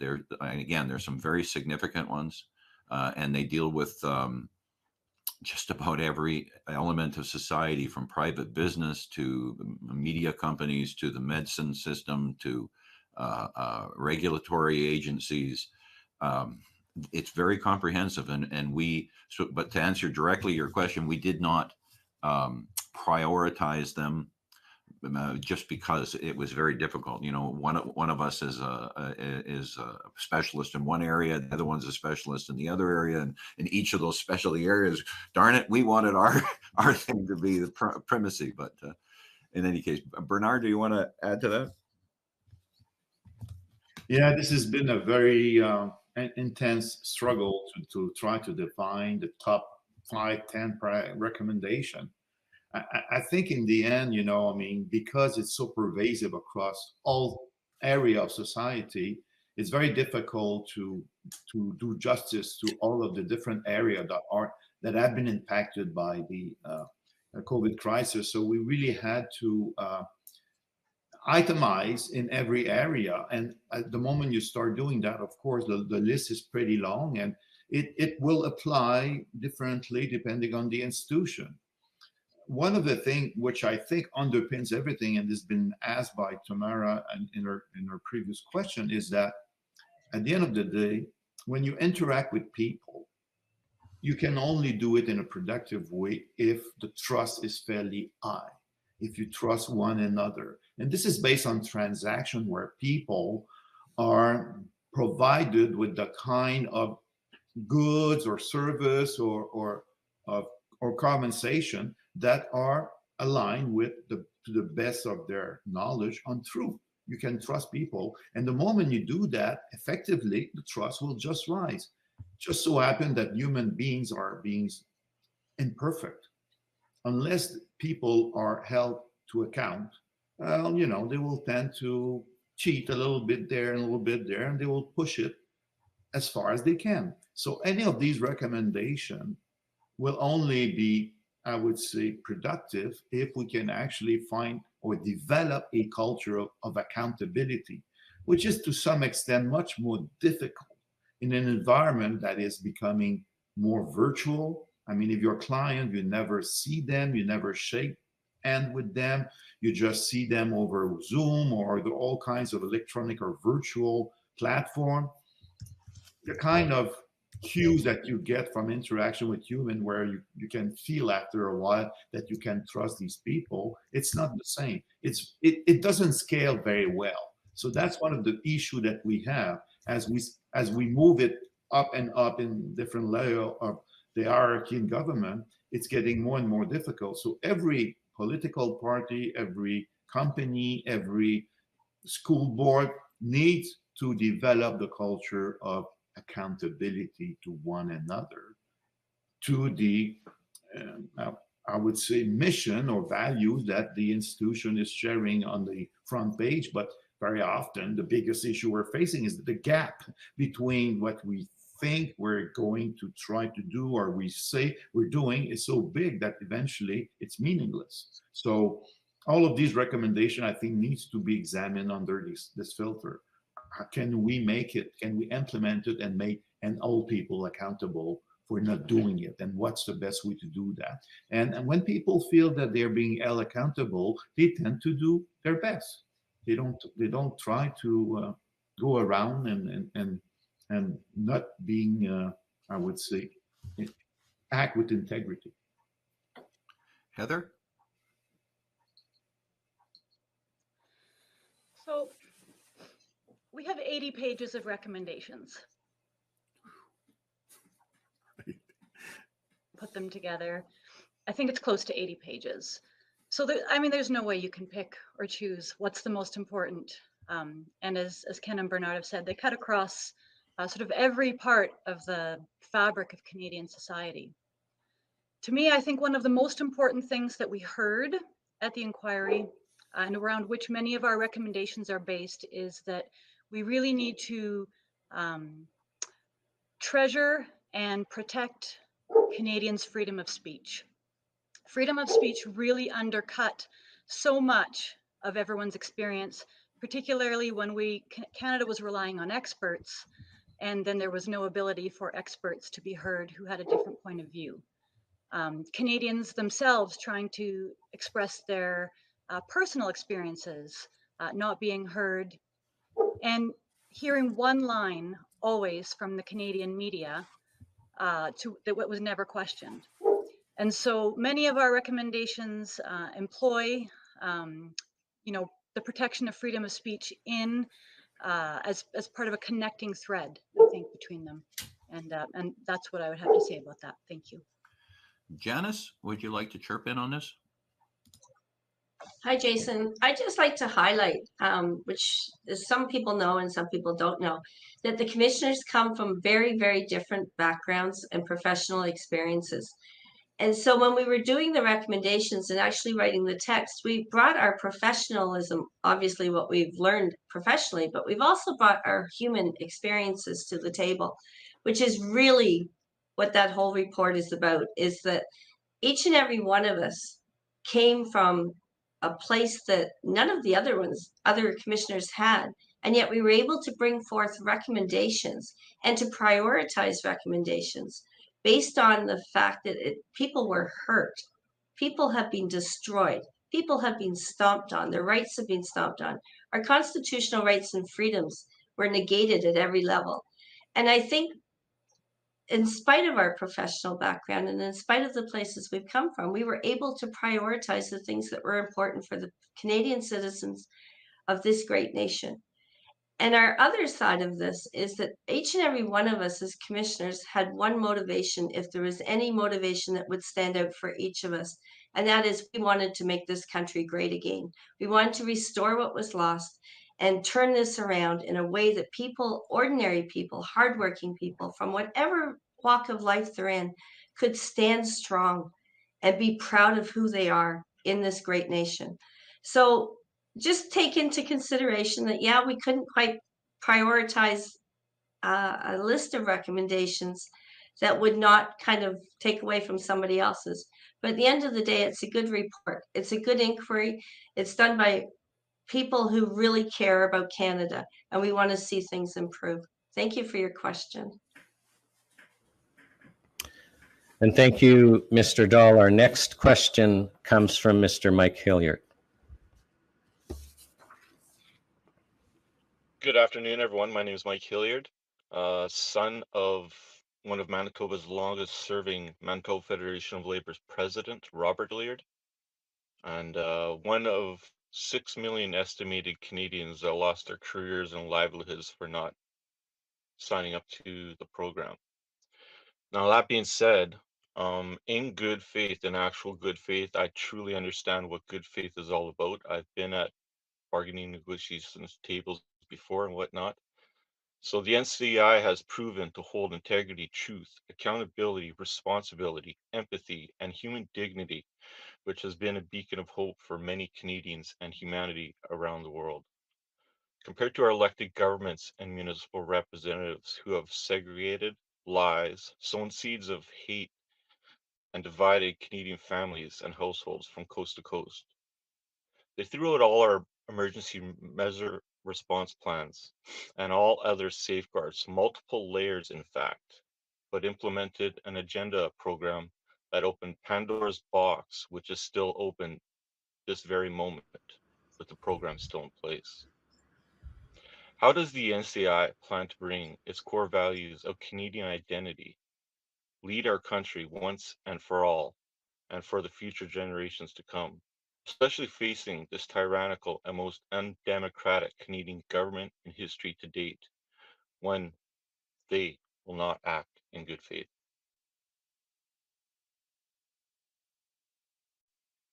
Well, I think the answer to that is you lead by example. I think what you've seen from the National Citizens Inquiry, as you point out, is a real effort to be responsible, to be transparent, to represent Canadians in a truthful way.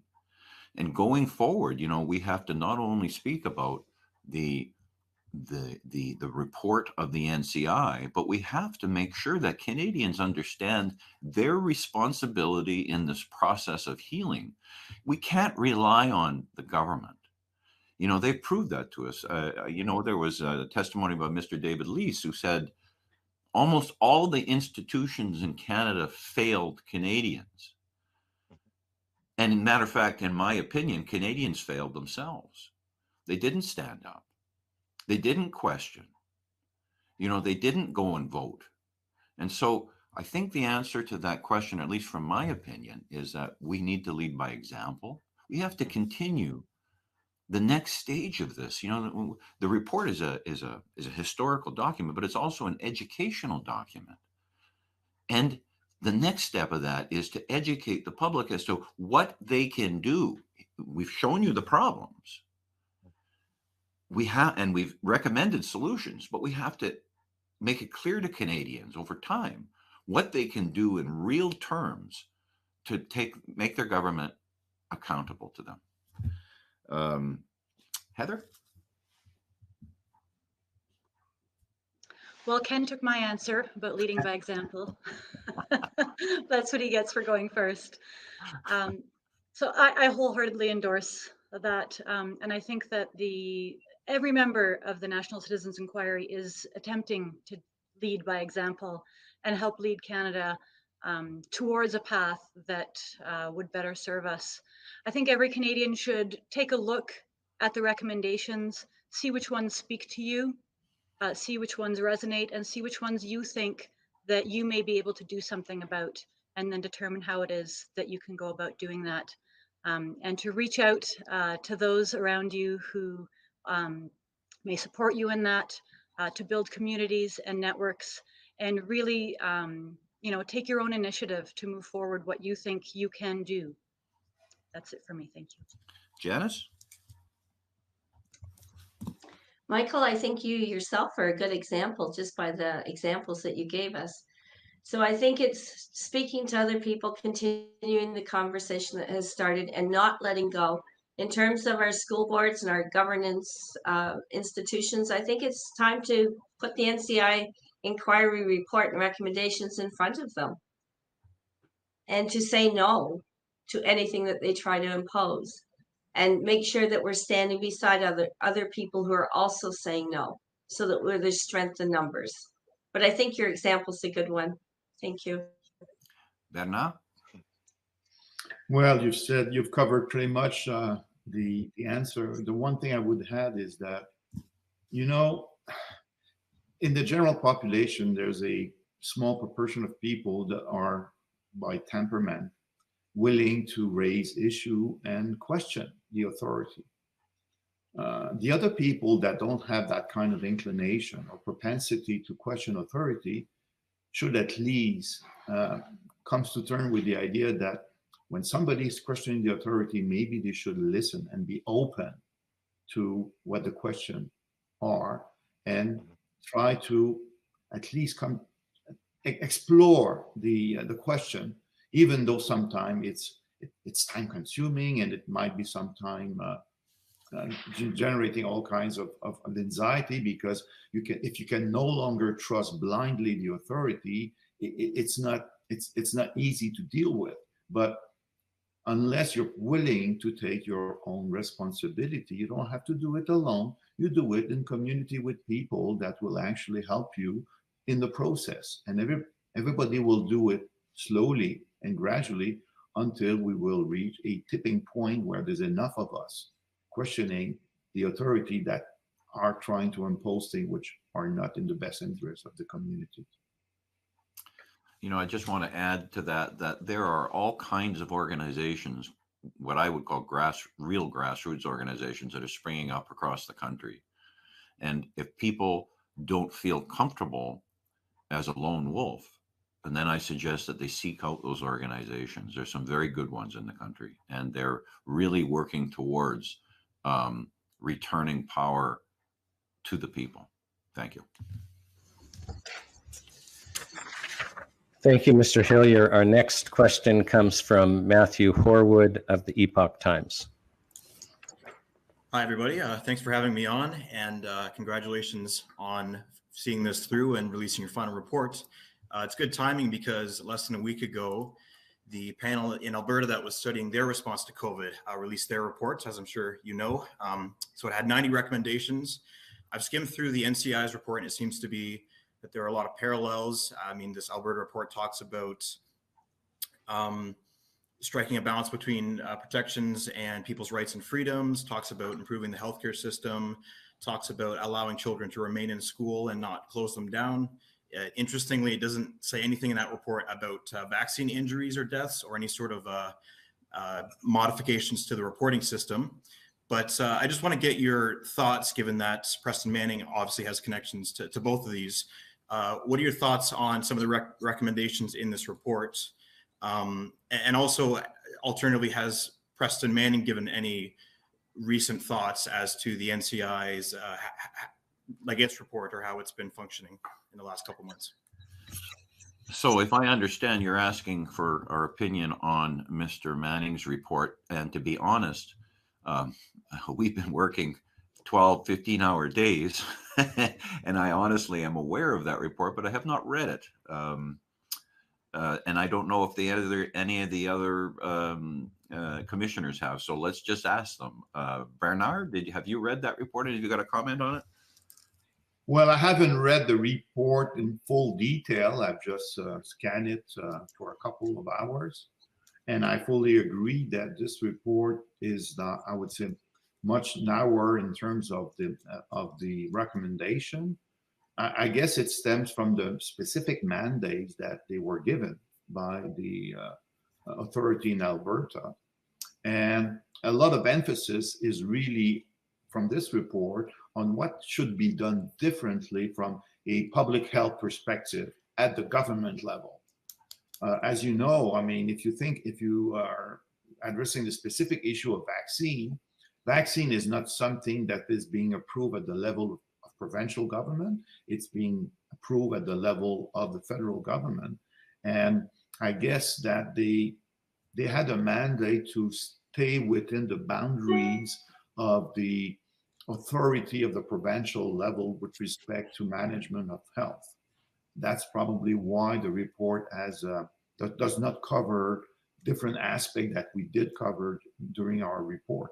The other thing is that I guess they wanted to provide recommendation fairly quickly so they can actually start to implement some of the action. To me, I would say that more than 50% of what they're proposing to do is somewhat covered in our recommendation. So we really, I guess, agree on most of that. And but then the question is, who's going to be the lead to make that happen? In Alberta, I guess it's up to the government of Danielle Smith to really move it forward. And I'm hoping that the moment this is starting to be implemented by a provincial government, maybe it will give some impetus to other provincial government to move along the same path.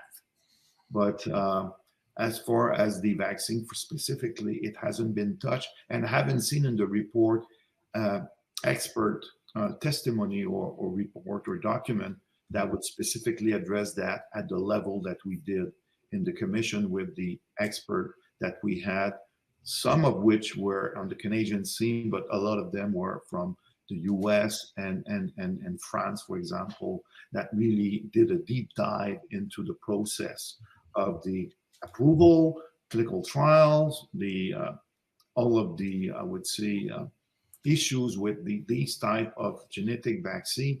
They didn't have that in their mandate, so they haven't touched it per se. Heather? Thank you. So I'm also not familiar with the contents of that report. I haven't read it, nor am I familiar with the process that was undertaken to prepare it. To the extent that you say that the recommendations in that report parallel or mirror some of our own, that's probably not surprising to me, given that both reports were inquiring into what Canada has done. To the extent that there are differences, I think that's probably a good thing too. It can open up debate, and there's still lots of room for consideration as Canadians about what we should be doing. I would think these reports can probably be read together. Our report brings a real human side to the Canadian experience as a result of us having sat for 24 days listening to Canadians. And if in doing that, we've come up with similar recommendations to the other report, then I think you can probably find those parallels to be good recommendations that are worthy of consideration. Thank you. Janice?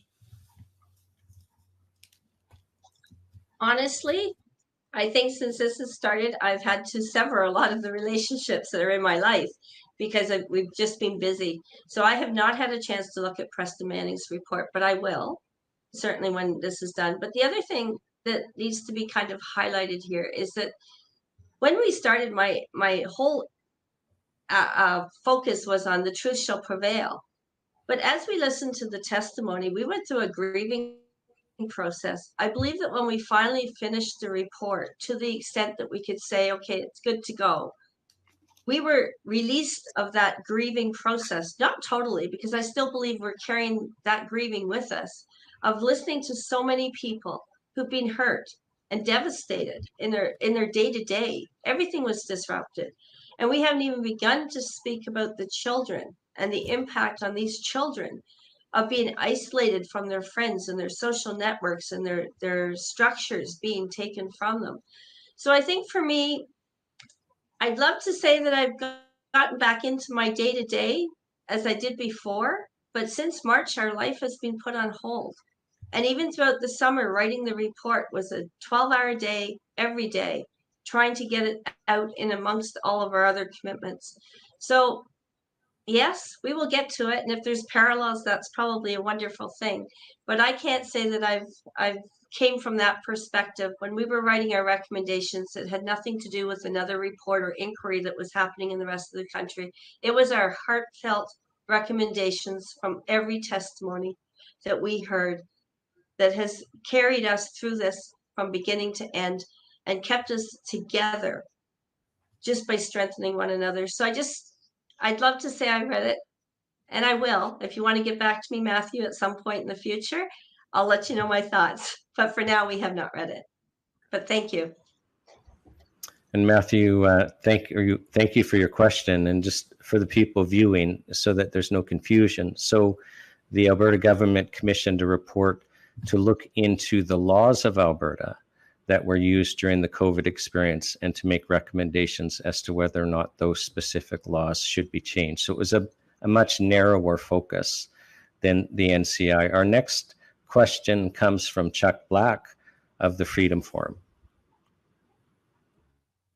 Yes, my name's Chuck Black. I'm with an alternative new media group out of Toronto, Ontario, and we don't get paid as much as the legacy media, although I do keep in touch with them. And my question isn't just about the Public Health Emergencies Government Review Panel, the Preston Manning-led report about Alberta that came out last week, but I also have a comment about an earlier report and a recent CBC article on it. This is a 2021 report, also helmed by Manning, of something called a report to the COVID Commission. And I know many of my colleagues, former colleagues in the legacy media, are going to say Preston Manning's 2021 report, mostly fiction, but it showed the way forward in how to do a pandemic report, biases any results that could come out of not just last week's Manning-led report from Alberta, but today's National Citizens Inquiry final report. I'm hoping you can answer any questions. Answer the question. Preston Manning has written 3 reports. He was involved in the genesis of the NCI when it started out, but then he went to the Alberta report. Legacy media is going to tar this report with the perception that it's biased by Manning's preconceived notions. How are you going to respond to that? And commissioners, can I step in first, because I have personal knowledge that you don't have about the formation of the NCI. So I don't want you answering a question without that factual information. So there was a group of people that did not involve Preston Manning that began the citizens hearings, which you can go to citizenshearings.ca and see the 3 days of testimony there. Preston Manning then joined that group. And after the citizens hearings, it was decided, well, why don't we hold wider hearings? I can tell you, as one of the founding members of that, and likely every other member of that group, wasn't even aware that Preston had written anything until we were well down that process. And then another group came up with the same idea. Well, let's hold wider hearings.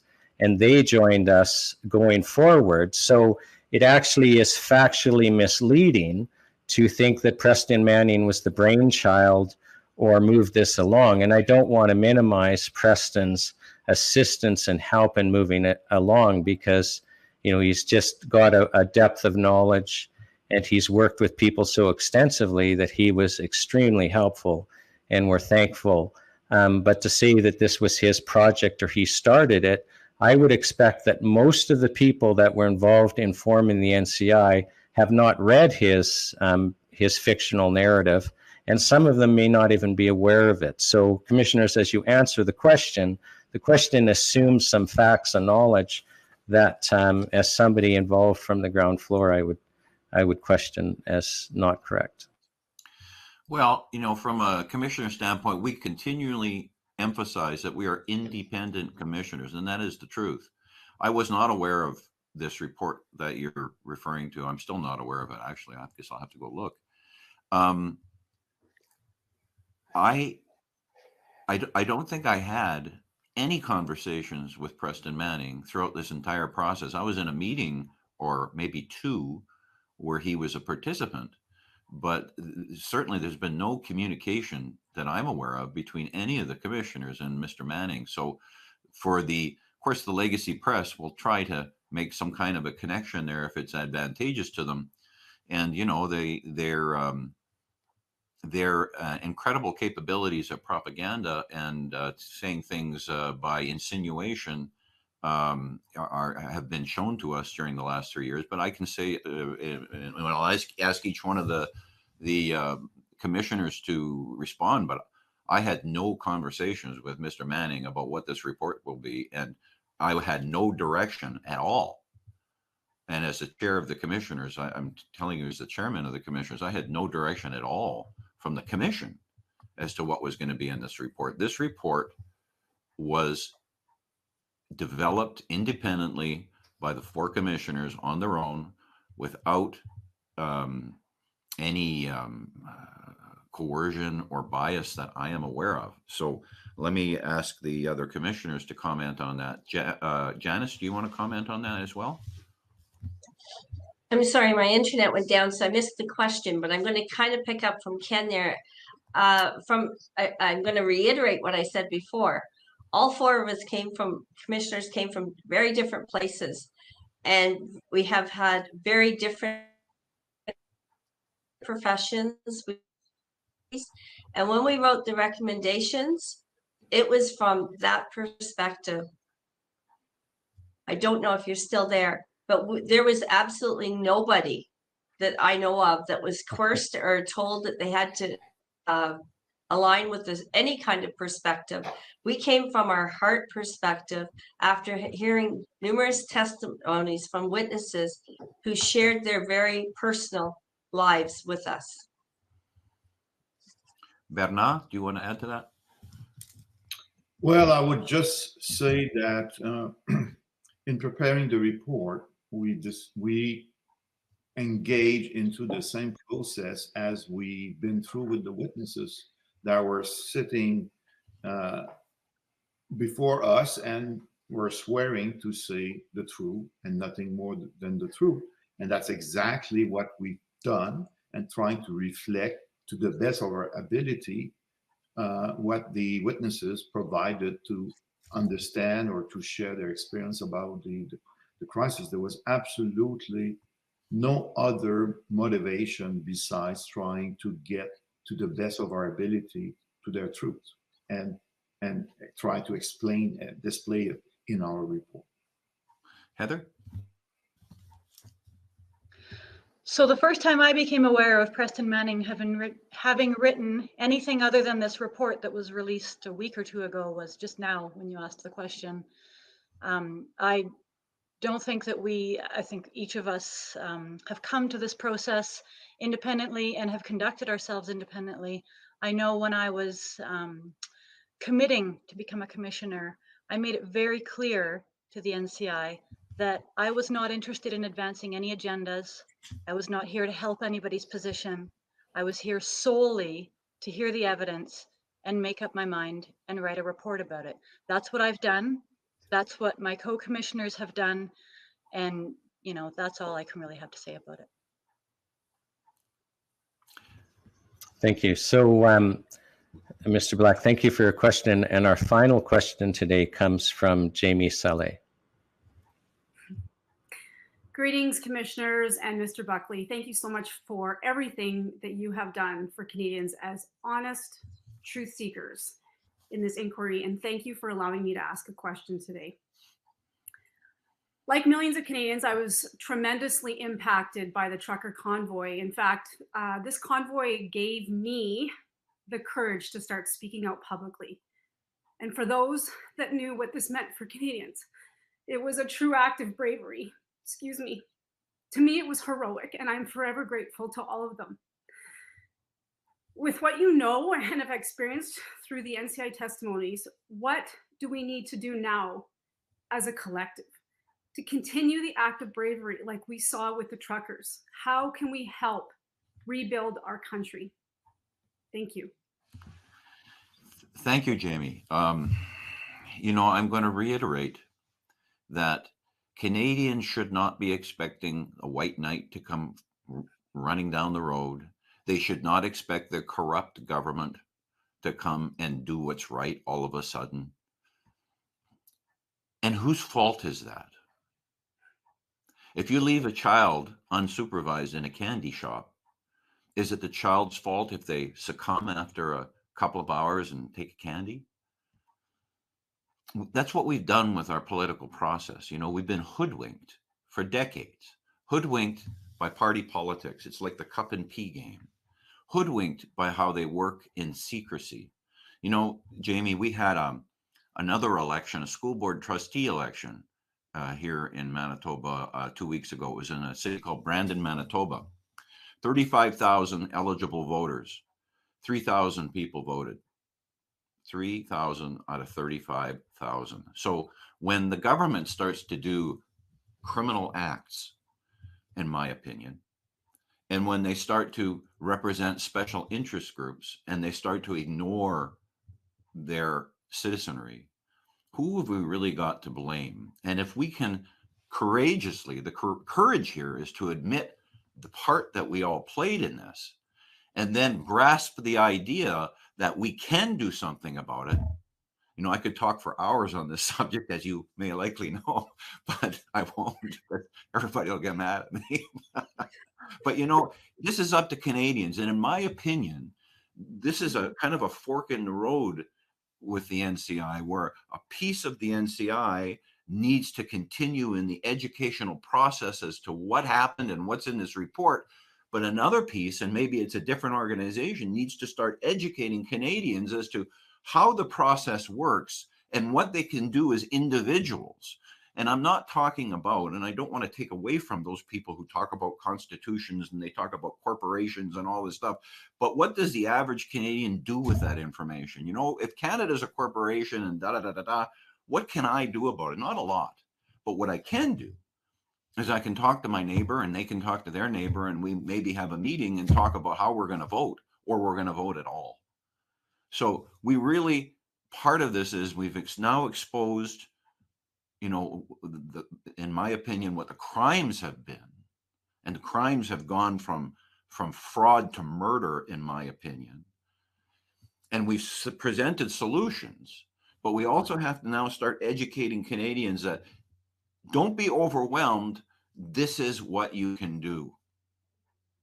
And we all have a part to play. It's not just the person who can stand up and speak on a stage, or the person who knows how to write things. Everybody in Canada has a role to play. I tell a story about, you know, it's kind of like the story of the fishes and the loaves. And you have to ask yourself the question, who packed that lunch? We don't talk about that person. And it's like this for us Canadians. Maybe you can't do a speech. Maybe you haven't got a whole lot of money, but you might be able to call a meeting, and darn it, you might bake the best cinnamon buns in town. And it's those cinnamon buns that attract hundreds of people into this meeting, and we start to educate Canadians again. So I maybe drifted a little bit, Jamie, and my apologies. I am passionate about this. And if I could ask on Janice to add to that. Well, first I'm going to say you should not apologize, Jamie, for being emotional about trying to save our country. When I wrote the first draft of my script, I read it to my husband just so that I could kind of give him an idea of where I was going. And one of the things that happened about halfway through is I couldn't read anymore. And I think there's a lot of Canadians who feel that way. But I think going forward, we need to have a conversation with our neighbors, our friends, our family. We need to reestablish relationships that we've lost throughout this COVID era. We need to say no to government. Those people who are still in their houses that have never come out because they've been publicly shamed, we need to go knock on their door and bring the cookies. We need to have a cup of coffee with everybody that we can within our circles and have them do the same with their circles. And one by one, we will change this country. And it won't be overnight for sure, but even just reestablishing the relationships that we had pre-COVID would be a good start. Look at all those Christmas cards we used to send out. Look at those names and pick up the phone and start talking to people. And then from the NCI perspective, let's just continue the conversation because together we will win. Thank Heather? you. Yeah, so I really echo what both Ken and Janice have said. Accountability, obviously, critically important. It's what a lot of our recommendations are focused on. Accountability for the actions of others, but also we need to look at our own actions and take accountability for the part that each of us have played. And in that process, I think we also can't lose sight of kindness, being kind to each other, being kind to ourselves, and really going back to our core principles of connection, family, love. And I think that's really the only way that we can go forward and heal as a country. Thank you. Bernard? Yeah, I mean, what you all said was very moving.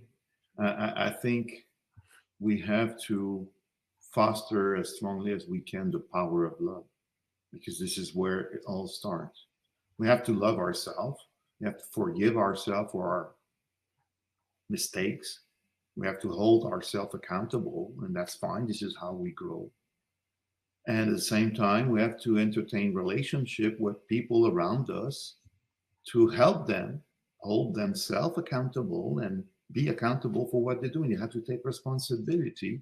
At the same time, we have to give them a chance to be wrong once in a while and say, that's okay. You know, that's pretty basic community building.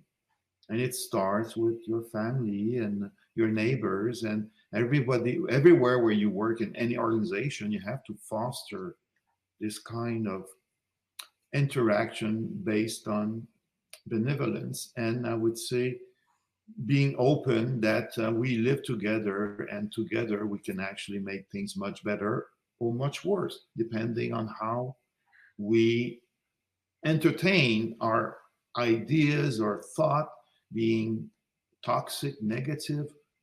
Why can't we can switch to see the best in everybody around us? And guess what? When you look at people with a loving eyes and call from them the best they can give, well, that's what happened.